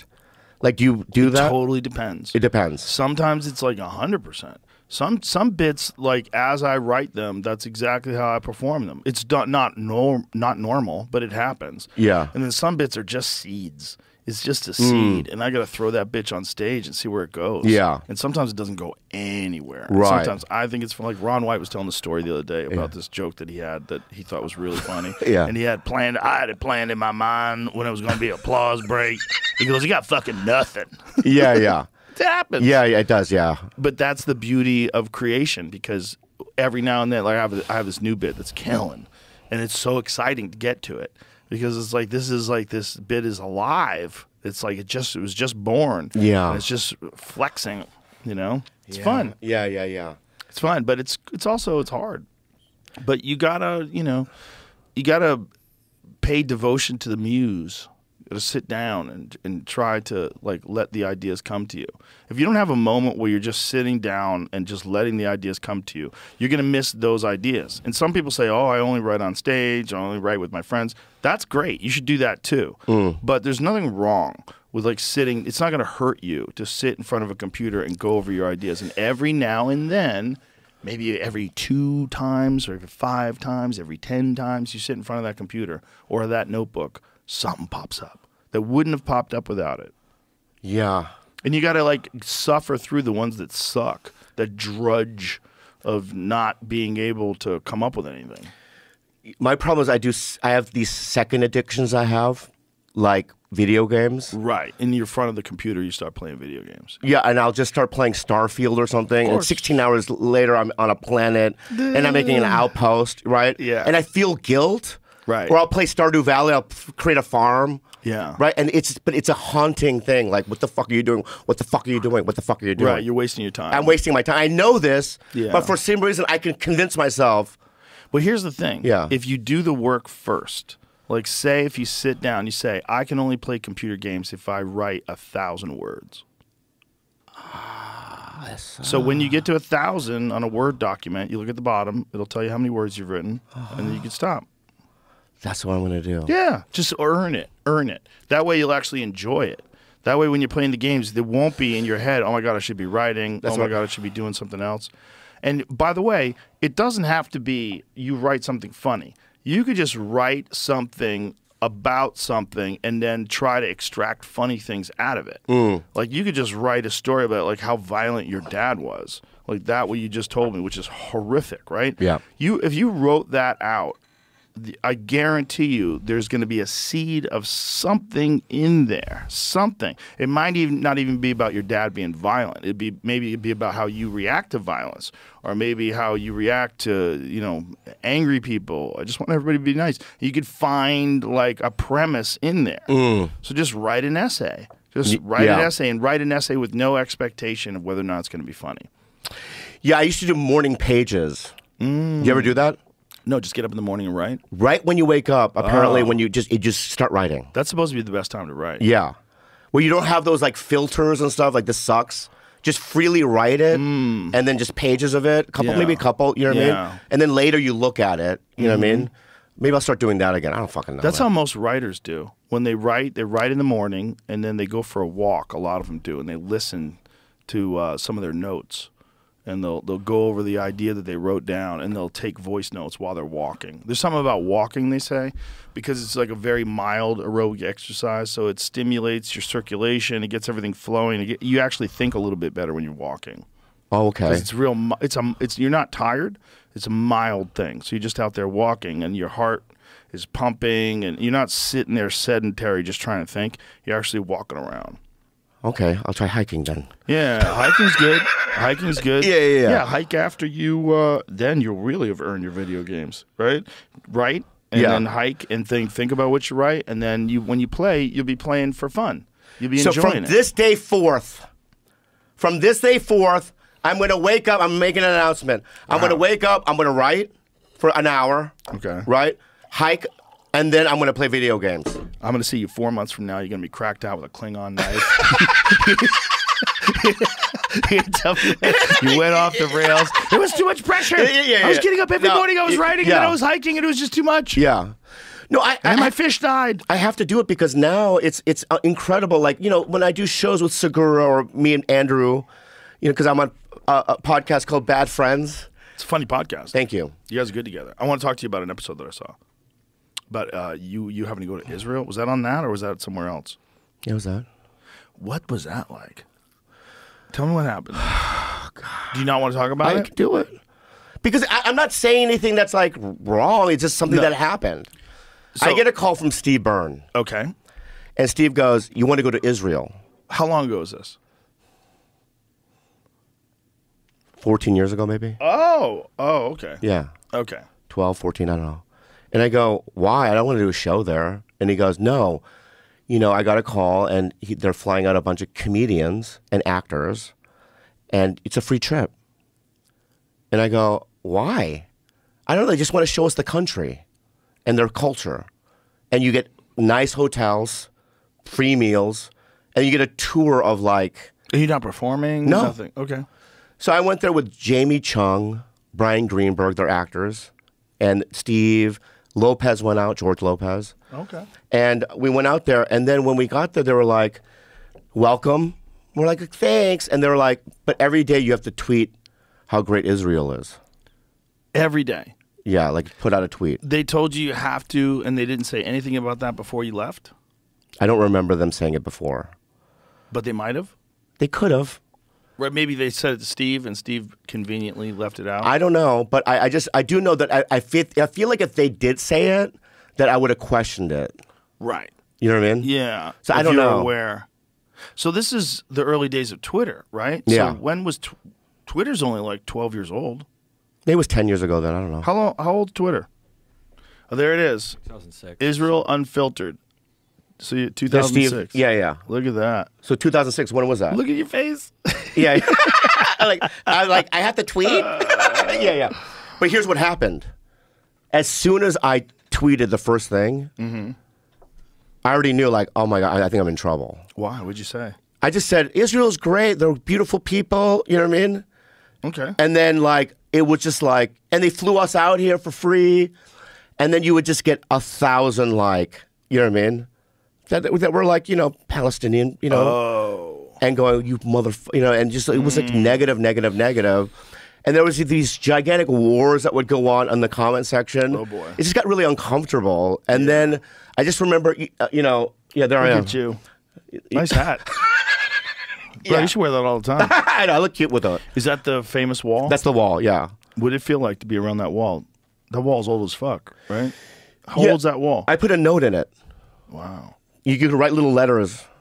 You know what I mean? Letters to Jesus. Yeah. And you put Dear it in there. Jesus, when you come I think back. mine was like, let me get more pussy or whatever. But Nice. yeah. But like, That wall, how old's that wall? 19 BC. 19 BC. yeah. Wow. But then toward the end, I was just like, I got to get the fuck out of here, I think. Yeah, I was just like, How many tweets did you make? And did you keep going after they were attacking you? yeah, I think so, yeah. You have to. You have Otherwise, to. you don't get your hotel. Yeah. It was like a What free you gonna thing. do? And I didn't know the significance of it until later, almost. Like, you know what I mean? Or not the significance, but like what the impact of it, you know? Right. Because I you know, obviously, you know, I mean, obviously I have my opinions about it, you know what I mean? That I'm keeping to myself, but it's like, you know, it's not fully aligned, you know what I mean, with what people think that I should be, you know? You have to be careful because I live in LA and, you know, Oh, I hear you. Yeah. Look, it's a complicated issue. it's so complicated. And it's terrifying. Yeah. It's when you look at the video of when they do an overhead of what Gaza used to look like and what it looks like now, It's just, I mean, I don't know, it's just. it's insane. It's fucking insane. So yesterday, it's gonna take over a year to clean up just the rubble. Oh my God. But it's like 25,000 now, At least. at least. They don't know how many people are dead. They have no idea. And just the half the population is women and children. and the trauma and the fucking, you know, famine. It's just I just can't even comprehend it really. Yeah, and the Israelis tell you that it's necessary, and that they have to get rid of Hamas, and this is the way to do it. But just I mean, I Jesus believe Christ. that. I believe that. I believe that maybe that should be, but I think the approach could be different. Yeah, Right Well, or no? I don't have any expertise in war. Neither. But I'm horrified that they can just shoot missiles into buildings, and they tell people to get out, but then they bomb the areas where they're going to. I mean, the whole thing's nuts, man. It's nuts, and it's so dangerous.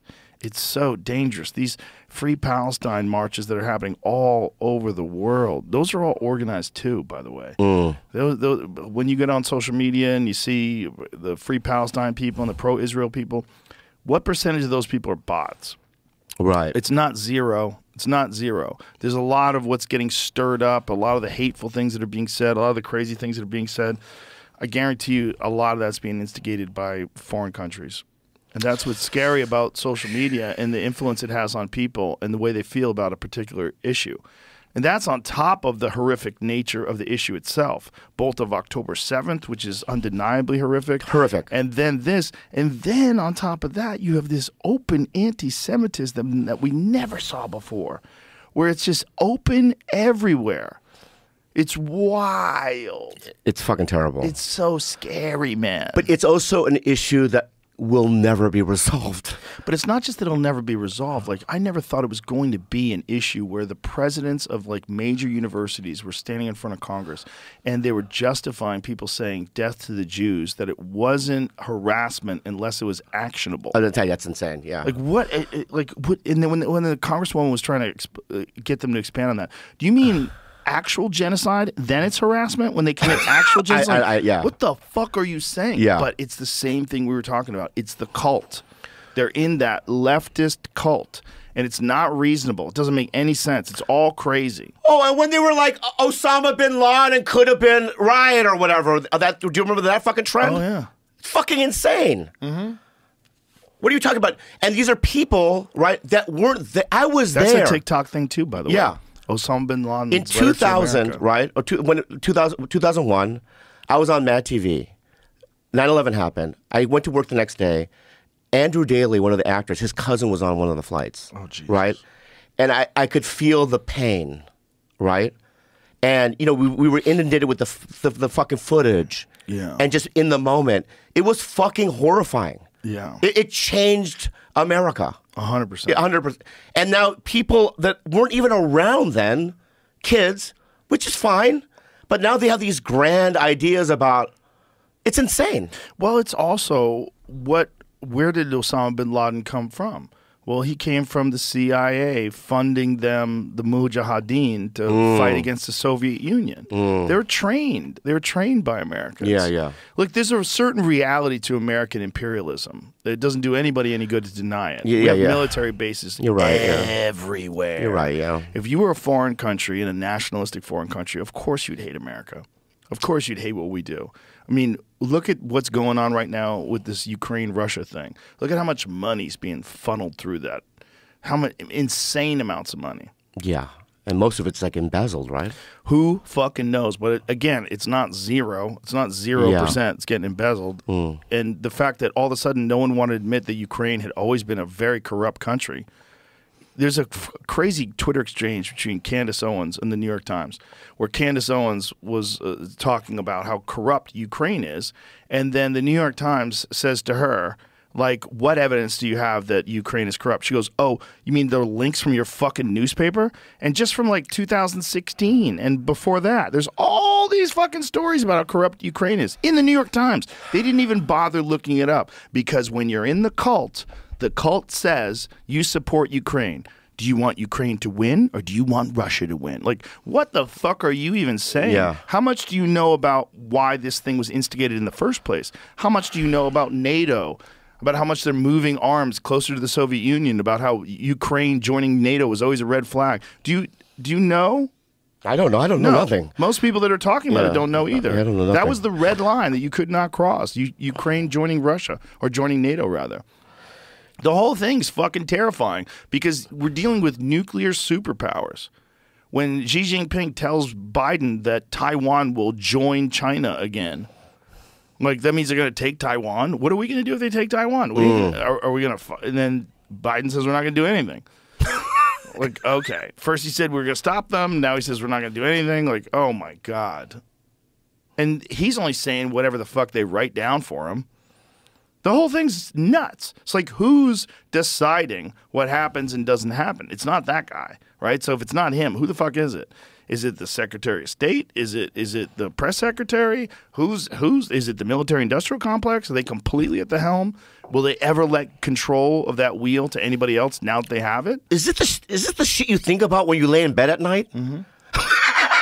Yeah. How the fuck do you sleep? Sometimes I don't. Yeah. That's a real problem at night. Yeah. At night, I have my most anxiety-filled moments about this stuff. I've talked about it openly. Wow. Like, I'll really freak out at night because I legitimately think we are one or two events away from living in the Stone Age again. And I think it could happen in our lifetime, and it could happen to you and I.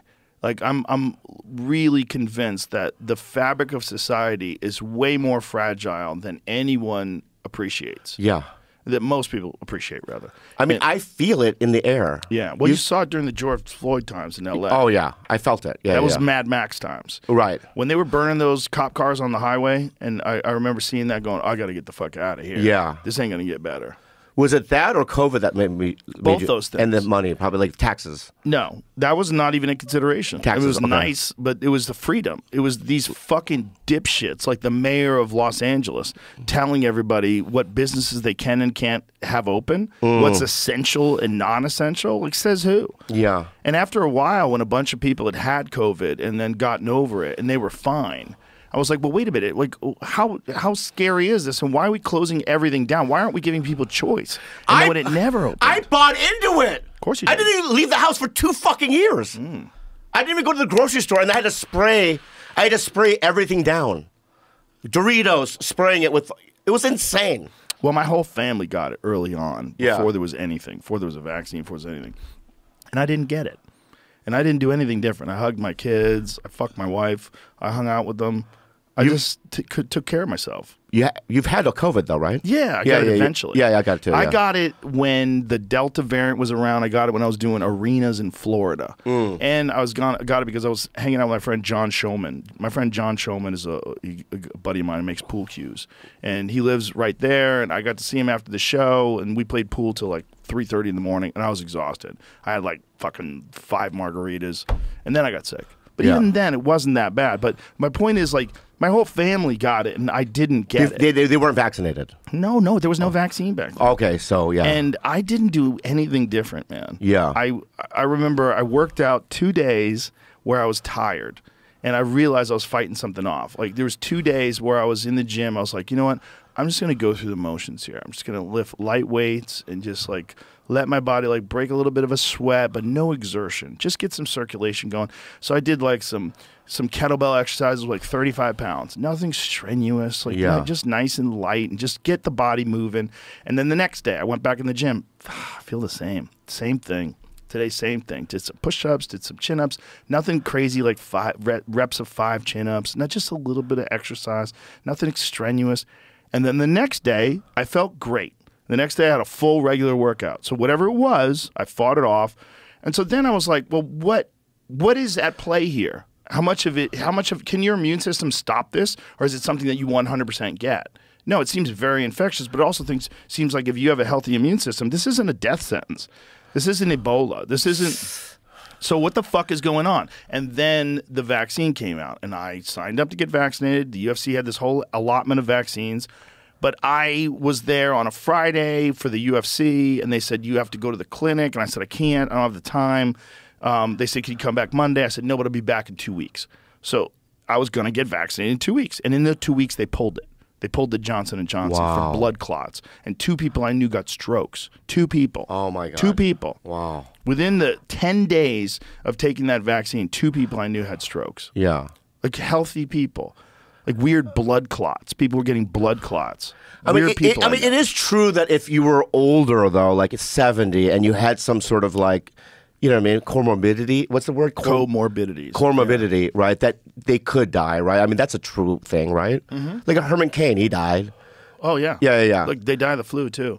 I mean, it's a bad cold. Yeah, It's yeah. not dismissing what it is, but it's dismissing this control that all of a sudden the medical industrial complex and the government has over you and your job and your choices in your life. For something that now they admit they could have never contained, that it was never going to stop transmission, that it was never going to stop infection. It was all just lies. They lied about the efficacy. They lied about the protection in parts. They put it out on MSNBC. Rachel Maddow, the virus stops with you. You can't get it. Like, it's not true. It was not true. There was no evidence that it did that. Yeah. Not only was there no evidence, they never even tested it for transmission. Wow. They just tested it to try to see if it makes antibodies. But what scared me was when Michael Yo, remember, you know Michael Yo? Oh, yeah. When he was in the ICU because of COVID. Yeah. In my mind, I don't know why, because I know that Michael Yo is athletic. Yeah. And I thought to myself, oh, if he's in the ICU, I would have died. You know what I mean? Right. Like Meanwhile, his mom got it, and she was fine. It's Michael Yo. He's weak. I don't know what it is, man. It could have caught him absolutely exhausted. Maybe, yeah. That's what I've heard of people getting it really bad. It catches them when they go on a bender, and that's just what happened with me. I was drinking till 3:30 in the morning. I think when drinking, first of all, is absolutely terrible for your body and terrible for your immune system. And if you're drinking, like I was drinking these 5 super sweet, super potent margaritas, we were hammered. You know, and then I came from a show too. So I did a show that night. I probably had a couple of drinks at the show. So it's like you're not in a good place to fight off anything like that. You're exhausted and drunk. And then I've been sick that way many times. The times in my past when I've caught a cold or caught the flu, it's almost always when I'm run down. Almost always. So I don't know. Maybe Michael Yo was really run down when he got it. I know a guy who got COVID really bad because him and his buddies were drinking. They were drinking and they were partying, and he was really fucked up. And then the next day, COVID hit him bad. But he was weak. Like his body was weakened by a bender. Like they were drunk all night, and then in the morning he started feeling like shit, and then it caught him bad. Yeah, but when I got it, I was really bad. But I lived through it. It was fine. Yeah. There's a lot of different things that were at play there. First of all, there was just general metabolic health that was completely ignored. People told you all you have to do is get vaccinated. That's horse shit. Your immune system is complex, and it relies on a bunch of different things to keep it effective. It relies on good nutrition. It relies on sleep. It relies on low stress. It relies on vitamins and nutrients, healthy diet, exercise. All those things were huge factors, and they ignored every single one of them. When you look at the number of people that died of COVID, something like 90+% had 4+ comorbidities. 4+. Cancer, diabetes, heart attack risk, fill in the blank. 4 comorbidities, 90+% of them. Yeah. It's not that it's not bad. Of course it's bad. But it's, you know what's worse? You motherfuckers telling everybody what they have to do and not have to do. You motherfuckers telling people they could shut their businesses down and they have to take this experimental medication regardless of whether or not they have natural immunity. Dude, it was Gestapo shit. I'm with you, but I'm with you. It was fucking mind control. It was totalitarian, authoritarian tactics. They were limiting people's livelihood, limiting people's ability to travel, shaming people. The fucking government released, during Omicron, which was nothing but a cold, they released this thing. For the people that have been vaccinated, you did your job. For those unvaccinated, you experience a winter, what is it, severe illness and death? You're looking towards a winter of severe illness and death. When Biden's on TV, our patience is wearing thin. We've been patient, but our patience is wearing... Hey, motherfucker, our patience is wearing thin with you. You can't even form a goddamn sentence. Yeah. You fucking zombie. Yeah. What are you talking about? Your patience is wearing thin. You're not even looking at data. You're not talking about reality. You're talking to the cult. Can I ask you, why are they so reluctant to not give us a different option there? Because it's control. Because whenever there's anything that happens in the world, whether it's 9/11, and through 9/11 they passed the Patriot Act, and there was a devastating blow to free speech and control and just your ability to have privacy. The government had full reign to listen to all your phone calls, read all your emails, and they're doing it right now. And the NSA is doing it right now. They can listen to any time you make a phone call to someone. It's all getting recorded. Yeah, but when we complain like Biden's a little too old, maybe can we find a different option? They're not even open to the idea of it. It's just like, no, he's the guy. He's not in control right now, right? So if the people who are in control right now, why would they want to swap out a new person? Deep state. Well, for real. Is it deep state? Listen. Yeah. You could put whatever words you want, but if you don't think that these corporations that donate insane amounts of money to political campaigns have an influence on what happens in the world, you're naive. That's a silly way to think of things. Now, if you've got a guy who basically has no mind and he is your figurehead, if you can keep him alive for 4 years, you just run it the way you're running it right now. Wow. All you have to do is get that other guy arrested a ton of times. Just keep arresting them, keep trumping up new charges. Yeah. Put him out there in the fucking news every day, terrible things he's done, and he's an authoritarian, he's going to lock all the gays up. If you just say that enough, the people that are uninformed and aren't paying attention, they're going to listen. And then if you have mail-in ballots and if you have a voter machine shenanigans, if you can fucking sway things one way or another, then you stay in power. Do you? You stay in power. So you believe? Same person stays as the But do you be- figurehead, do you and be- the same people run it now. Do you believe the election was stolen then? No. Okay. I believe that there are, without a doubt, in every election, there's election fraud. Sure. It's like, what's the number? Yeah. So that's what I say. I don't know what the number is. I know Trump apparently released a whole bunch of documents showing irregularities, showing that the mail-in ballots were incorrect. The mail-in ballots is something Putin talked about recently. He said the 2020 elections were stolen and they used mail-in ballots, but who knows why he's saying But these that. things happen every cycle, right? Every election, these things happen. There's irregularities. Hillary claimed that she won. Right, You know, yeah, right. I mean, John Kerry claimed that he won. Yeah. Al Gore claimed that he won. Remember the dangling chads In Florida. Remember that shit? In Florida. Yeah. The idea. But of the difference is, denying, that Al though went, okay, I'm going to concede, and sort of took a long time. Okay. You know, the Al Gore George Bush one. How long did that go on before he conceded? I want to say it was a few months. I don't think it was as simple as just conceding. okay, I think the Al Gore George Bush one went on for quite a while, if I remember correctly, because I remember being confused. Like, wow, this never happened before. A month or so. A month. a month or so. Okay, So- December 13th. So Okay. think of that. Think of like a whole month where they're trying to decide if it's true. right. It's fucking weird. And there was a documentary that HBO did back when Bush was president during these times. Well, this was when it was okay to deny the election because it was a Republican that was in office. And there was a documentary called Hacking Democracy. And in that documentary, they were using, I think they were using Diebold machines. And Diebold, they also make a lot of ATM machines. They make various machines. But what they had found in this documentary was that there was the ability to have a third-party input. So first-party input is you're the voter. Second party is me, I collect the vote. Third-party input was also there. And so they used that on the documentary to change the vote. So they used it to change the numbers. Wow, And they showed that they can do it. wow. I'll send you something, Jamie. I don't know if this is true, but someone said that someone had just done this recently. Here, I'll send you this because this is just something that someone tweeted. I don't know if it's true, but I wanted to send it to Jamie so Jamie could research it. But what this says is that in federal court in Atlanta, Georgia, computer scientist and engineering professor J. Alex Halderman was able to hack a Dominion voting tabulator in front of U.S. District Judge Amy Totenberg using only a pen to change the vote totals, That happened this time. supposedly. Wow, Now, this is a tweet from just a couple of days ago. wow. Oh, it was a tweet from when was it? Anyway, I don't know if that's true, but that's crazy if it is. Yeah, This is actually from 2 days ago. wow. This person tweeted this. Now we'll look, see if that's horseshit, and see what. But here's the thing: when you have computers, if you have a phone, like with Pegasus, Pegasus was the first one that. By the way, the Israelis created Pegasus, and Pegasus was a software that's what they used to get Jeff Bezos when they got his dick pics and all that shit. Oh, yeah, the good ones, good ones, good good ones. ones. Yeah, It's yeah. got a solid heart. When they did that with him, what they did was someone sent him a link in WhatsApp. I think it was the head of Saudi Arabia.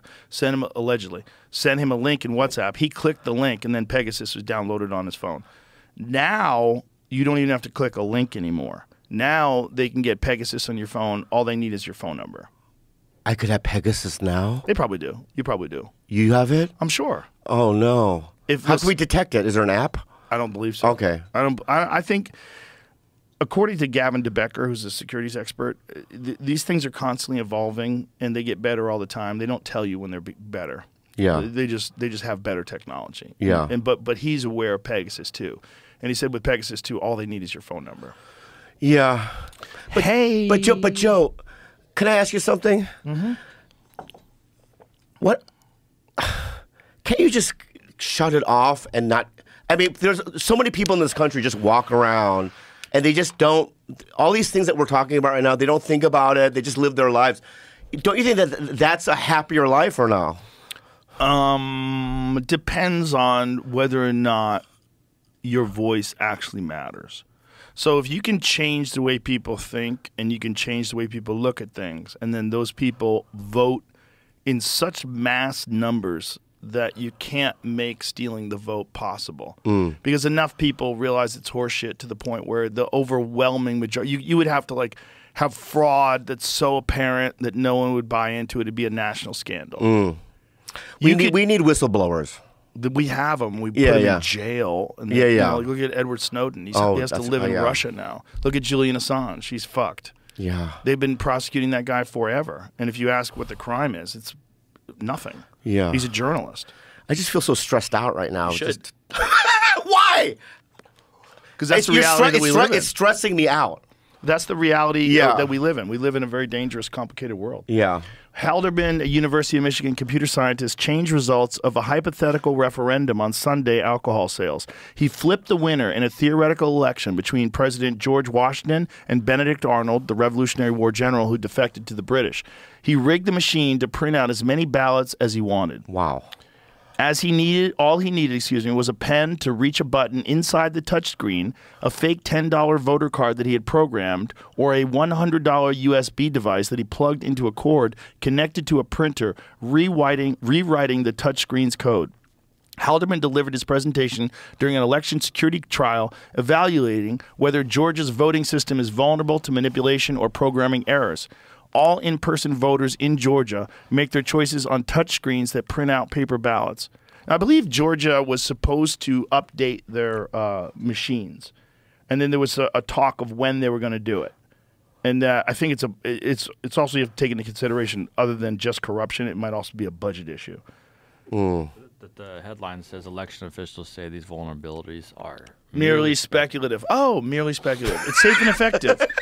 Our election is safe and effective. Yeah. These people dropping dead. Yeah. 40% increase in all-cause mortalities. Yeah. Ages 18 to 34 is nothing to concern yourself with. That's normal. Yeah. But you It's merely speculative. Yeah. Bobby. These people all have your best interest in mind. is that a They're- cigar? These are little baby cigars. Can I have one? Yeah, sure. Okay. You're okay with nicotine cigars? Yeah, I'm not gonna inhale it. You want a real cigar, a big one? No, the little ones. You want like a real cigar? I These are good. like them. Yeah, why don't you have one of these? Is Cuban? Yeah. No, these are they're from Nicaragua. These are JRE cigars. Oh, fuck. They're actually really good. Yeah. Here, I'll open it for you. This is what I think, man. Okay. I think evil's real. And I think evil exists in many forms, and it exists in callous disregard for loss of life for profit. That's evil, right? And that's a real thing. Like, you could say evil is Thank the you. devil. Here's a little lighter here, buddy. You could say evil is Satan, and evil is demons, and evil is, exorcisms and shit. There you go. Look at that, baby. But also, evil is profit over human life, which is real. Evil is cobalt mines in the Congo. When you watch pregnant women mining for cobalt, getting toxic fumes in their lungs, while some of them have babies on their back. That's evil. That's evil. They're living in dirt floors with no sanitation. It's horrific conditions, and that is in everybody's cell phone. In everyone's cell phone is the labor of essentially people so poor they don't have to choose whether they're slaves or not. They just there's no other option for them to work. But there's a powerlessness that one feels like, what is little Bobby Lee going to do about any of this? So it's like a lot of times I'm just like, everything that you said, I'm with you, but I'm just saying that like it stresses me out. It should. Yeah, and I want to walk around a little bit more free, and Hey, you deserve that. Yeah. You're a comedian, man. You provide laughter and you help people, and if it's fucking you up, knowing about all this shit that's happening in the world, that can get in the way of your job. Yeah. Look, it's not an obligation to pay attention to everything, Okay. but it is something that I think would help people break out of the cult. Because that cult, it's like you think you're a good person if you buy hook, line, and sinker everything that the left says. That's crazy. These are the same people that want war. These are the same people that are encouraging censorship. These are the same people that are trying to silence dissent. That's all totalitarian shit. And just because it's done for trans kids or for Black Lives Matter or for any social cause that you think is like undeniably worthy, it's still the same thing at the end of the day. The Patriot Act still controlled people in a way that was never allowed before. And it did it under the guise that we have to stop a terrorist attack. Yeah. So even if they don't do evil shit to make these things happen, once these things happen, they take advantage by doing evil shit. And they enact control over the people that they never had before. And that's what they did during COVID. And the redistribution of wealth was insane. Yeah. The redistribution of wealth to big corporations Like and companies. Gates profited bad. Oh big. my God, I mean, so yeah. many people did. Billions of Yeah, dollars yeah. was moved. Yeah. Well, it just stresses me out. You want to talk about the movie? Yeah. Can we talk about the movie I'm promoting? Yeah. Yeah. What's your movie, Bobby?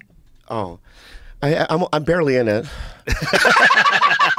And they're making me, you know what I mean? But it's like, But they're making you do promo and you're barely in it? well, I have 4 scenes. What's it called? It's called Drugstore June. What's it about? It's about a girl, Esther, right? And she works at a pharmacy. I play the main pharmacist. And it's basically, she plays sort of like a Gen Z, you know what I mean, girl that's kind of out of touch. It's kind of like a Juno, you know what I mean, but it's more modern. And it's, what I like about it, Joe, is this, okay, is just that, you know, can I talk about Hollywood real quick? Sure. There's still gatekeepers, right? And for me, it's like, I think I'm perceived as dangerous. I don't know why. Because I'm on a podcast, I say shit. Yeah. Right? Right. And it's like, I'm always the 4th option. It goes Ronnie, Jimmy, Ken Jeong, right? And I like acting, right? So it's like, I think this is cool because it's like, everyone that's involved in it are dear friends of mine. You know what I mean? Pretty much everyone in the movie are people like Miss Pat and people that I know. Oh, cool. And it's cool to like Look at have, you. yeah. Let's watch the trailer. Okay. If Here you we go. were going to give me a consultation for plastic surgery, It's not what I do here. but just if you were, what do you think you would do to my face? I'd probably start with your mouth. Like lip filler? No, I would sew that sucker shut. You would what you want. You would put with the lights down low. You would die as you knew. You was crazy, but you know too. You would I'm a loser. Your Facebook group is right. I have no life. What did you ever see in this psycho? One, two. Oh, I messed it up. I need a coffee break. You haven't even clocked in yet. I haven't been getting paid for any of this. Oh. Give me a double macchiato. I brought you some hot chocolate. Oh, you're interrupting my stream. Okay, bye, June Squad. You would wanna set a face, you think she was Well, thank you, Chad. What? Ew.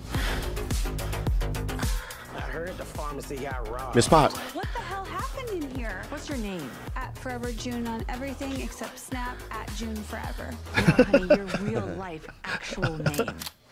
June. June. This is not Queen June's private castle. June the Almighty. Oh. June? Oh, I got the poor man that ends up with her. I think I'm gonna start doing some investigatory work.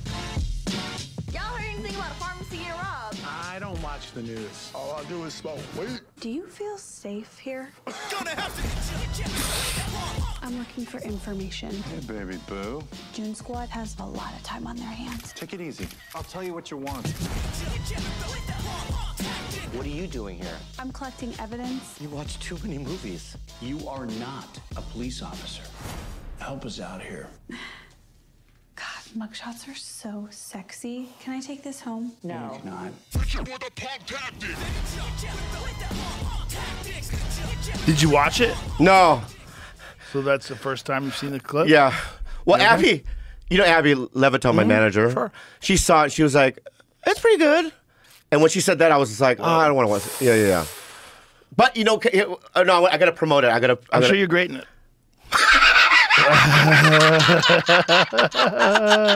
I'm sure you're great in it. Yeah. You're hilarious. But I want to say though that it's like, you know, it's our friends. It's like, you know, you and your friends got together and we made a movie, and I heard it's great and it's going to go into theaters. Yes. And all these things. I'm going to see it. I'm going to eventually see it. Yeah. I can't watch it myself. I'm say something. I've been in movies. I get invited to premieres. I leave. Yeah, I don't want to watch me. But Yeah. This was pretty good. Oh, that's me in Death and Ramen. Yeah. I'm What pretty is good that? in It's this. in a short that just came out on YouTube. It's like 15 minutes long. Okay. Yeah. But I'm okay in that. Yeah. So you want to get into acting. You're enjoying it. Can I ask you? You don't like it? No, I don't like the process. I love movies. You're though. great in news radio. Thank you very much. Huge laughs. It's fun. Yeah. Stand-up's more fun. It is, but why can't you do all of it? Because I don't want to deal with all those people. yeah. That's why I did Fear Factor. I didn't want to deal with actors anymore. When Fear Factor came along, I was like, oh, this is perfect. Not that there's anything wrong with that, and the cast on News Radio were amazing. But Incredible. It's just you deal with a certain kind of person that is 60% insane. 60% of them are insane. Yeah. 40% of them are cool as fuck. Yeah. But it's just like they're not fun to joke around with. They're shitty. They backstab. They undermine you. They go to producers and try to rewrite your words and say that it conflicts with my lines. Yeah. And there's like weird ego shit goes on with them. They're weird, man. They're weird people. They are weird, but what the jobs that I have now, like I did Reservation Dogs. I did. I'm on Sex and the City, the new one. Oh, how's that? I said no to it for the first couple of times. They were like, you want to do it? Because I just didn't think that it was the right fit. I had never seen it. I know it's this big cultural thing. Yeah. But I just basically says, all I want to do is feel comfortable, dude. I said that to MPK, the showrunner, because I don't want to go in there and feel like people are mean and I'm stressed out. I don't need it. Yeah. And he comforted me. He was like, no, we want you on the show. And I would go to New York and everyone was super sweet. Like I put myself in situations that aren't that. I've had fucking directors call me a pan-faced gook. What? Yeah, I had a director call me that once. Was he also? No, he was a white. What? Yeah. How long ago? In the 90s. Wow. I don't want to call the director. He's a big director. Holy shit, And he dude. called the other actress a whore. Oh my God. He's like, get on your mark, you pan-faced gook. Whoa. Yeah. This is back, when it wasn't woke. Is he alive? Yeah. So he's doing movies still? I want to so badly tell you who it is, but What's his name rhyme with? No, I'm not playing this game. I know the internet. Will you tell me later? Oh yeah. Okay. Oh yeah. Well, they're going to go through your IMDb and they're going to find some likely candidates. Maybe we should do that. Yeah. Let the internet do it. Maybe we could play Warmer. Right. Warmer? Yeah. Warmer? No. One time this director, I worked for this Is he director. Italian? No, I'm not playing this game. Fuck you. Okay. One time I fucked up on a line and he made the whole, everyone, like the cameraman, everyone, and the wardrobe, form a circle. They put me in the middle of the circle and he goes, point your finger.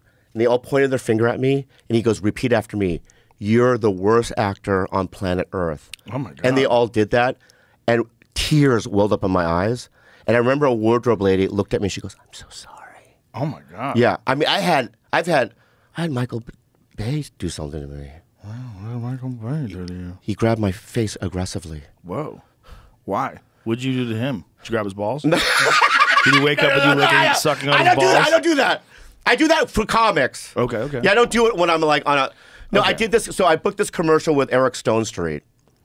Right, Eric. He's on Modern Family. Okay. He plays the fat gay guy in it. Sure. So we played Tower Boys with Kim Cattrall. So I forgot, it was a Pepsi commercial, I think, and she was in this bathtub, and I had never acted before. Joe, like I'm a I come from the same place you come, which is open mics and Stand up. Yeah, I didn't learn how to act. I don't know the fuck that. Right. I didn't know what a jib camera is or a mark or any of that shit, right? Right. So I had this scene where I had to bring these. Oh fuck! I had to bring these towels into a fuck. It was like stacked. That was the joke. And he would go, "Your face needs to be in the light," and I go, "Oh, I don't know." So I try to tilt. Every take, the light, right? And then like by the 8th one, he came from behind the thing, and he grabbed my face like this. He goes, "Here." And like tears. Well, no, don't feel bad for me. I'm a survivor. That's your Holocaust. That was your Auschwitz. Being in a movie, and Michael Bay tells you to put your face towards the light. Yeah, but in the 90s, I experienced that shit, right? Well, that seems like you really weren't putting your face towards the light, and he was freaking out because they could only do that take so many times. I'm kind of on Team Bay on that one. You are, really? Yeah, he just turned your face. Oh, you're right. You're making it sound like you're right. You're right. Mouth fucked. You're right. Beat your ass. You're in right. front You're of absolutely everybody. right. But also when you come from a background like me, yes, with your dad fucking acting crazy, I get it. Yeah. When people scream, right, it fucking triggers. You feel it. You got triggered. Yeah. Like what's a RoboCop? What's his name? The original RoboCop? Peter Weir. Weir. Yeah. He's a screamer. Screams. Yeah. At you? So I was on Screamed at you? Yeah, I was on Magnum. He does it to everyone, right? Oh, yeah, back in the day, we wouldn't have sides. You can't remember one line? He would like yell shit like that, right? Really? And every time he would do it, I would like tense up. I'm not a pussy, dude. I get it. I'm a warrior, okay? Wow. Yeah, and then, and then, right? I just went to the showrunner. I go, next time I'm on the side, maybe not him. So they just did it, you know? But anyway, now I do shit that's like where I feel like I'm wanted.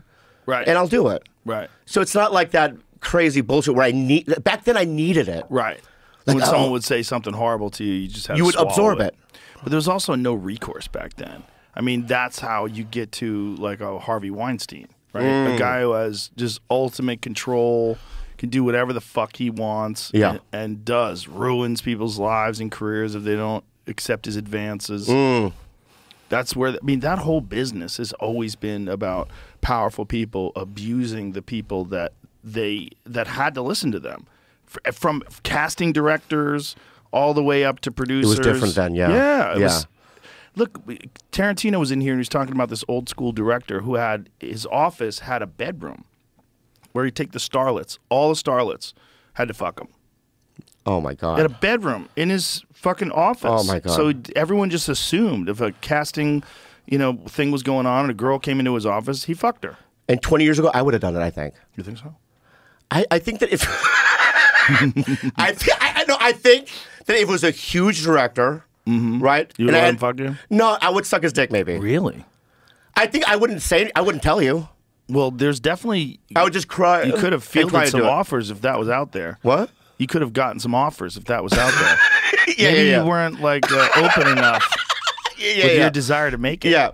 I just think that back then I was like so like I had no money. Right. And then in my mind I'd be like, oh, this is the way it's supposed to happen. Right. Yeah, yeah. So I mean, imagine if you're an actress, right? And you come out to Hollywood from fucking Kansas. You're 20 years old, and you are all of a sudden in this producer's office, and he's 50, and he's been banging stars for 20 fucking years, and you don't know how it all works. And he explains to you, listen, honey, this is how it works in this business. You're like, well, I mean, okay. Do you want to be an actress? And you're kind of mentally ill anyway. Oh, right. And you're like, yeah, I do so much. Yeah, It's yeah. like, no one has to know about this. Oh, okay, you won't tell anybody? It's terrible. It's fucking terrible. Yeah, and that's probably what they did forever. It's so fucking terrible. Yeah. And I mean, I know, we have problems with the word woke, but, I think in many ways, Hollywood wokeness is also good. Yeah, that way. I think in a stopping the abuse way. But the problem is, there's like in Hollywood in particular, there was an overcorrection, and crazy people like Amber Heard got involved, right? And started manipulating the truth to sort of gain sympathy. You've got a lot of those cases too. The Chris Hardwick case. There's a lot of those where the reality is so different than the truth, right? And everybody just assumes that the woman's not insane and that she's telling the truth. So you're going to have a few of those if you're going to have real change, like a real correction of actual abuse. It's just like if you're going to like accept trans people, you're going to have a bunch of instances of perverts pretending to be trans. If you're going to say, hey, we have to stop abuse, you're going to get fake abuse. You're going to get people that come out and say they're abused. Man. And that's the way Hollywood is, like, it's the way humans bad. are. It's the way humans are. Yeah, but in the sense of like a show like Beef getting greenlit, with a mostly all Korean or Asian cast, I think in that way it's good, right? But there is an overcorrection in terms of like... It's good because that show's good. Right? That's why it's good. Oh, yeah, you're right. It's good when the show's good. But they even if the show was good back then, 20 years ago, they would never... That's true. Yeah, they would never wrote it. Better about acceptance. Yeah. But it's still, I think art has to be, particularly stand-up is the best example I can speak about that. It has to be a meritocracy. It has to be what is actually funny. At the mothership, we have a fucking very clear mandate. No one gives a fuck if you are gay, if you are straight, if you are trans, if you are black, if you are Asian, if you're white. They don't give a fuck. Are you funny? That's all it is. Are you funny? And that's our goal. Yeah. The goal is, and that's what comedy used to be. I had this conversation with Ali Wong once, and she was like, do you think comedy is a meritocracy? I was like, ultimately it has to be. Because at the end of the day, what's funny is what people are going to come see again. And you could pander and you can get away, you can kind of like be half-assed and be treated like you're better than you are. You see that all the time when they make those lists of the best stand-up specials of the year, and some of them are like, what the fuck are you saying? I know. You're so crazy if I you know. think this is good. And they're only saying it because it's the right demographic. Yeah. And you can say that if they're talking about the right points. Even if the stand-up is clunky and awful and unoriginal and just garbage, they'll tell you it's amazing. And I don't want to kiss your ass. May I for a second, though? Just accept it. Okay. All right? I feel like... Here we go. I love it. I love it. I love it. Just hear me out, okay? Okay, I'm gonna hear you out. I just feel like, in a way, you carved the way for me specifically, because before I did Tiger Belly and Bad Friends, I mean, Joe, I'll be honest with you. I mean, I would do half rooms. You know what I mean? Even though the 8 years of Mad TV and all the things I had done, right? And I couldn't get an audience, right? And now, I mean, it's just like, it's night and day. I mean, it's I mean, the path that you laid down, and even back then when you used to do, remember you used to do it at the Ice House, and I used to pop in back in the day, right? Yeah. It's sort of like, I think it just kind of like subconsciously I absorbed it, and it became a path for me, and it changed my life.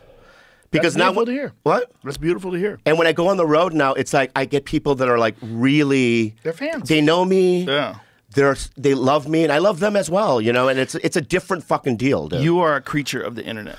I am. Yeah, and you should be. And the internet changed the game. The internet also made it, instead of a famine thing, people had an abundance mentality. Because when we first started in the 90s, there was only a few shows you could get on. You got on Mad TV, I got on News Radio. There's only a few shows, and you were really lucky if you were on a show. I remember we would talk about it all the time. Like, oh my God, I'm so lucky. Miracle. Crazy. We're on TV. Oh my God, we're so lucky. But there was other people that didn't get your spot, and they hated it, and they were mad at you. Like if you cast for Mad TV and other comics at the club, I know you experienced that. Oh yeah. And they were fucking jealous and bitter, and they would talk shit about you. He fucking sucks on that show. He doesn't do anything, and they just angry that it didn't happen to them because it could have happened to them. Yeah. Now, instead of that, now we're valuable to each other because now we're a community of podcasters and comedians. And instead of us being like in competition with each other, we all feed off of each other and we all support each other. It's a much better environment for stand-up. It's a much better environment for comedy clubs. It's like everything's better now. It's also the connection with East Coast, too. It's like before, I felt like there was like a rivalry almost, right? And now it's like, when I go to New York, and as soon as I land, I don't even call the seller will call me and go, "What spots do you want?" Yeah, and then like all the comics will go, "Come by, let's pod." You know what I mean? It's like a family. It's fun. It's fucking amazing. Yeah, that happened during the podcast revolution. That's what changed everything. You think it's going down now? Going down? The podcast revolution. Yeah, are we still? It's happening. I know. No. Are we on downswing or upswing? No, it's not a downswing at all. It's if you pay attention to the numbers, more people are listening now than ever. Yeah. All the podcasts. Yeah. It's awesome. And it's awesome because you get to see people for who they really are. No bullshit, no filter, no nonsense. You can't nonsense people for 3 hours. At a certain point in time, your fucking demons will show their ugly face. Yeah. It's really who you are. Yeah. And it also shapes who you are because you get to kind of like experience feedback and examine how you think about things and why you say the things you say. And how much in the early days, like how much of what we used to say was just for shock value. Like you would go on a morning radio show. You would try, I know. We would try to say as shocking things as we could because that was the way to get attention. Especially like Opie and Anthony. I know. I know. We don't have to talk about it. I know. We don't. It's no. I could vaguely go around it. I'm just like at the time we all did it. Yeah, I was a survivor. Yeah. And I'm like, oh, this is the culture. Yeah, this is the culture. And also, I'm like a LA comic. I'm an Opie and Anthony with beasts. Patrice, Norton, all those guys were fucking beasts. Yeah. And it's like, and then at the time, and then later, and then now, but it's like. But now it's a much more honest thing. Yeah. Because now you do your own thing, right? And if people want to see Bobby, they know how to find Bobby. And they seek you out. So it's not like some random person's tuning in, like, who's this guy? And then you have to say something crazy to get attention. Yeah. Now it's just you could be yourself. You know, that's the difference. Like, if you got 1 million views on Tiger Belly, that's 1 million people that really want to watch your show. Wow, That's yeah. not random. Yeah. You know, if you get 1 million people that are on, like, some Comedy Central show, 1 million people watching that, they're flipping channels. Yeah. They like, how many of them are looking forward to it? How many of them just stumbled upon it? It's probably quite a bit. Most shows don't have like loyal, dedicated viewers, unless they're like streaming shows. Yeah. Most, like if you're watching Stranger Things, that's what you want to watch. But there's a lot of things that are just not that popular, and the numbers are like still not as good. The podcast thing is a wild thing. I drive man. down the street in LA and I see a show. I'm like, who the fucker? Who's on that? No one's gonna watch that. I mean, maybe, but like, it's good. Yeah. I mean, I like that they're still doing them. I don't want them to go away. They tried to kill that, man. This fucking last strike, dude. I had so many friends that stopped doing stand up and just been writing that went into a panic because they have mortgages and they just started. Camille started doing stand up again, right? Wow, it was hard. He hadn't done stand up in 7 years. Wow. And I know Owen Smith was getting back on the road again. We had him at the Mothership, but he's a guy that I was always saying, like, that guy. That's a velvet prison for that guy. He's too good. Yeah. He's too good I love him. at stand-up to not be huge. Yeah, I love him. He's one of the best comics in the country. He's like top 20 in the country without a doubt. No question at all. Owen Smith. Yeah. Yeah. If I'm making a list of top 20 in the country, Owen Smith's on that list. Yeah. He shouldn't wear sweatpants on stage, though. Who gives a fuck? Let him wear sweatpants. He got a big-ass dick. He's big dick. Let him Yeah, you're right. He's funny, man. He's so funny, that guy. He's so good. Big dick, too. That's a good thing. He was in town just a couple weeks ago. We all sat in the balcony and watched his set. Yeah. He did my show, and then he did my show on Thursday, and then he did the weekend he headlined. And he said it was awesome. I just also want to tell your fans, I have a pretty medium-sized dick. It's regular. Thank you. I've seen it a gang of times. I know. But online, they're like, it's like a minion. No, it's normal. It's a regular dick. It works. It's great. Squirts. The whole thing. Yeah. Thank you so much. Every other day it squirts. Yeah, every other day. Yeah. It works. It's great. Yeah. It's fine. I got that out there. You know what I mean? Yeah. People are rude. Judging you by something you can't control. Yeah, but it's been a real blessing, man. It really has. And the podcast thing is a blessing for all of us, obviously. Yeah, I mean, it changed stand-up. It really did. It created way more theater acts. There's so many more theater acts and arena acts. Guys like Schultz and all these guys, and they just releasing their stuff on the internet, doing podcasts, becoming popular through podcasts. Yeah, it's an amazing way to live. I mean, I was in Hawaii with Segura was in town. I was just there vacationing, and Segura goes, "I'm doing a show. Do it." So they didn't announce me. Oh, that's great. Right? It was like 6,000 seats, whatever, right? And when they, and I don't want, it's not a bragging thing, but when they said my name, and I walked up there, I had never felt that before in my life. It was How many pure days love. are you in town for? I leave tomorrow morning. Shit. I know. Why don't you change your flight? Do my show tomorrow night at 7. Really? Yeah. Okay. Okay. Beautiful. Yeah. Yeah. I'll change. Bert's gonna do it too. Oh, he is? Yeah. He's in town? Kreischer's is in town. Oh, I'll do it. Yeah. It'll be fun. It'll be fun. Oh my God, they're gonna go bananas. Okay, good. That'd be great. The beautiful thing about those shows, Shane will be on the show too. Oh. It's gonna be awesome. Okay. I'll have you go before. Hard hitters, man. Yeah. No, dude, here's the thing, dude. Yeah. And this is what's great about it. I'm not afraid. No, you shouldn't be afraid. I'll follow you. It would be hard. Very difficult. You don't have to do that. Yeah. But I would try. I wouldn't be afraid of doing it. Listen, the show's going to be amazing. Yeah. It's going to be amazing. All right. Hinchcliffe's on the show. It's going to be amazing. Brian Simpson's here. I love him. Oh, he's the best. Yeah. He's so good, dude. It was good to see also old friends last night. It was great. Yeah. Like I missed them. Yeah, man. I mean, we took all the good people. You fucked us. I didn't. I made life better for these folks. It's a better place to be, man. It really is. It's a better place to live. There's less traffic. And so many people last night after the show were like, move when here. When are you moving here? And I'm like, I'm going to talk to Andrew about it. You should. But we have to move together. Yeah, but look. Or we could have it be like a house that we come every once in a while You or something. should. Yeah, you yeah, should. yeah. Look, Santino would love it here. I know he would would. love it here. He likes doing TV shows too, though, that fucking idiot. Yeah, but that's his... I know, but it's a different craft, and it's, I'll tell you something. He always wanted to be an actor. No, but guys like Schultz and these young guys, right? It's not a part of their dream. Right. But when I came to LA, I was like, I want to do movies. I love movies. I get it. I love watching it. But here's the thing, Bobby. You can always still do movies. I still get offers for movies. You can still do them. Yeah, I am doing them, yeah. 100% could go back and do them. You can do them. You're a free man. I know. And you've got some cash. I know, but comics make fun of me about it. You should see Hinchcliffe's apartment. Oh, my God. Hinchcliffe has his fucking insane apartment. I know. With his giant balcony, which you can get here in Austin, would cost you $20 million in New York. Wow. Oh my God, it's incredible. The Yeah. life there is amazing. The life in downtown Austin. Yeah. There's so many great restaurants. I know. People are cool as Tonight fuck. I'm going to the pasta bar. It's going to be great. Oh, that place is great. Great, yeah. Dude, it's incredible here. I know it is, and dude. there's so much live music here. I mean, Gary Clark Jr. has a club. He has Antone's. He's one of the owners there. He's there all the time. Last night after the show, this tall blonde that would never talk to me in L.A.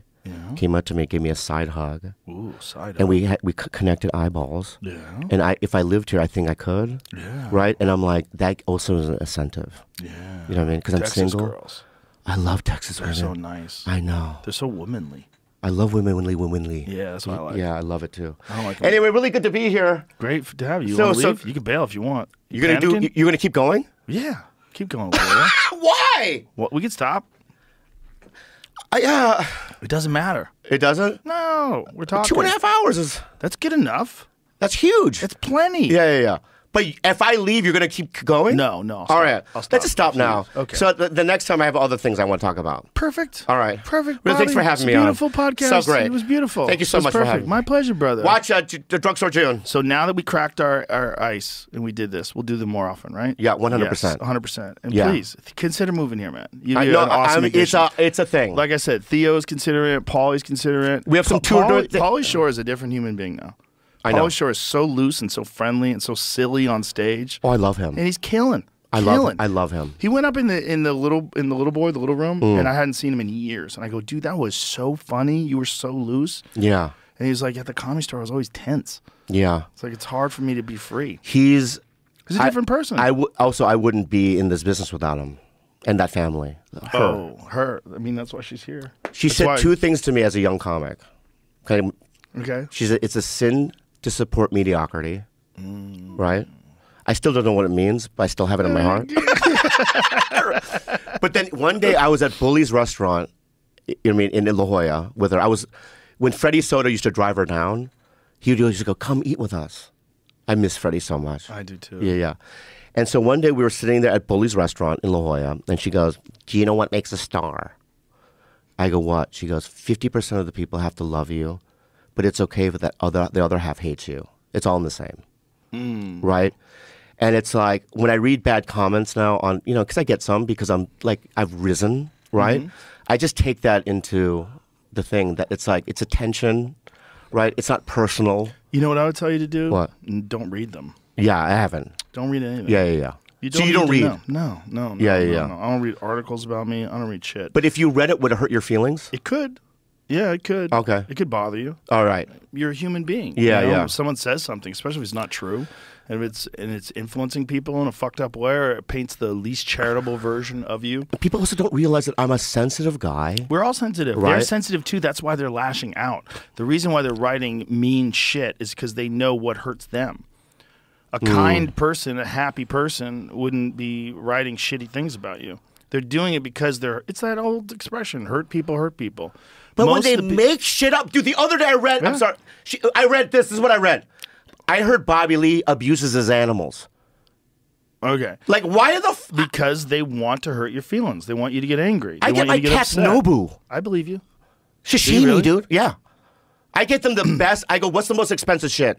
The healthiest shit. But should they have all those oils and stuff on this? It's not an everyday event. Like, every other month. Every now and yeah. then. Yeah. Okay. You know what I mean? Like, Gunner's Isn't it birthday. weird that cats hate water, but they love fish? I know. It's kind of crazy, right? It's crazy. Yeah. It's weird. They love fish. They man. love fish. Yeah, They yeah. don't want to go nowhere near that fucking water. Yeah.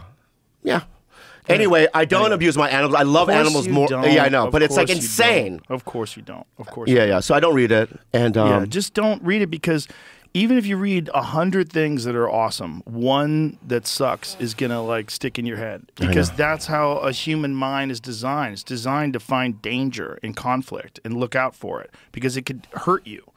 And so when you see that one thing, that's the thing you're going to concentrate on. It's the one person that hates you. Why do they hate me? Yeah. Oh my God, what if they're near me? That feeling of hate is the same feeling that you would get if there's someone that's dangerous, it's from another tribe, that's looking at you over the hill, and you think they might want to kill you. Like, ah, fuck. And you have to think about them. You don't think about your friends that love you. You think about the danger.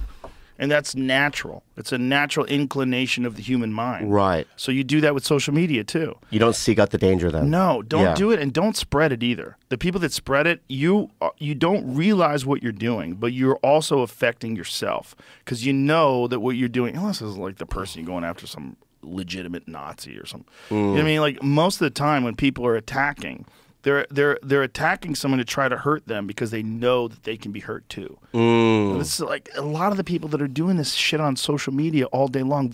We know them. They're mentally ill people. I don't need to name any names, but I can. But some of our severely mentally ill people that are just liars. They're insane. They're full of shit. They're on medication and in therapy, and they're just lashing out at other people's behavior. And it's like they don't realize that, like, to be a good person also means to be nice to everybody. It doesn't, just because someone has a differing view on something, you can't demonize them and turn them into a non-human. But people do that because they're terrified of that happening to them. Yeah. And I also don't, like, when people try to do things like that, I'm not mad at them either. I don't have, like, thoughts of revenge or, you know what I mean? You know what I mean? I just feel bummed that, like, they feel that way or whatever. You know what I mean? But I have love for people. I know you do. Yeah, I do. Yeah. And I have love for you, Bobby. Okay. That's anyway, thank you. Bye, everybody. Bye. Bye. Thank you.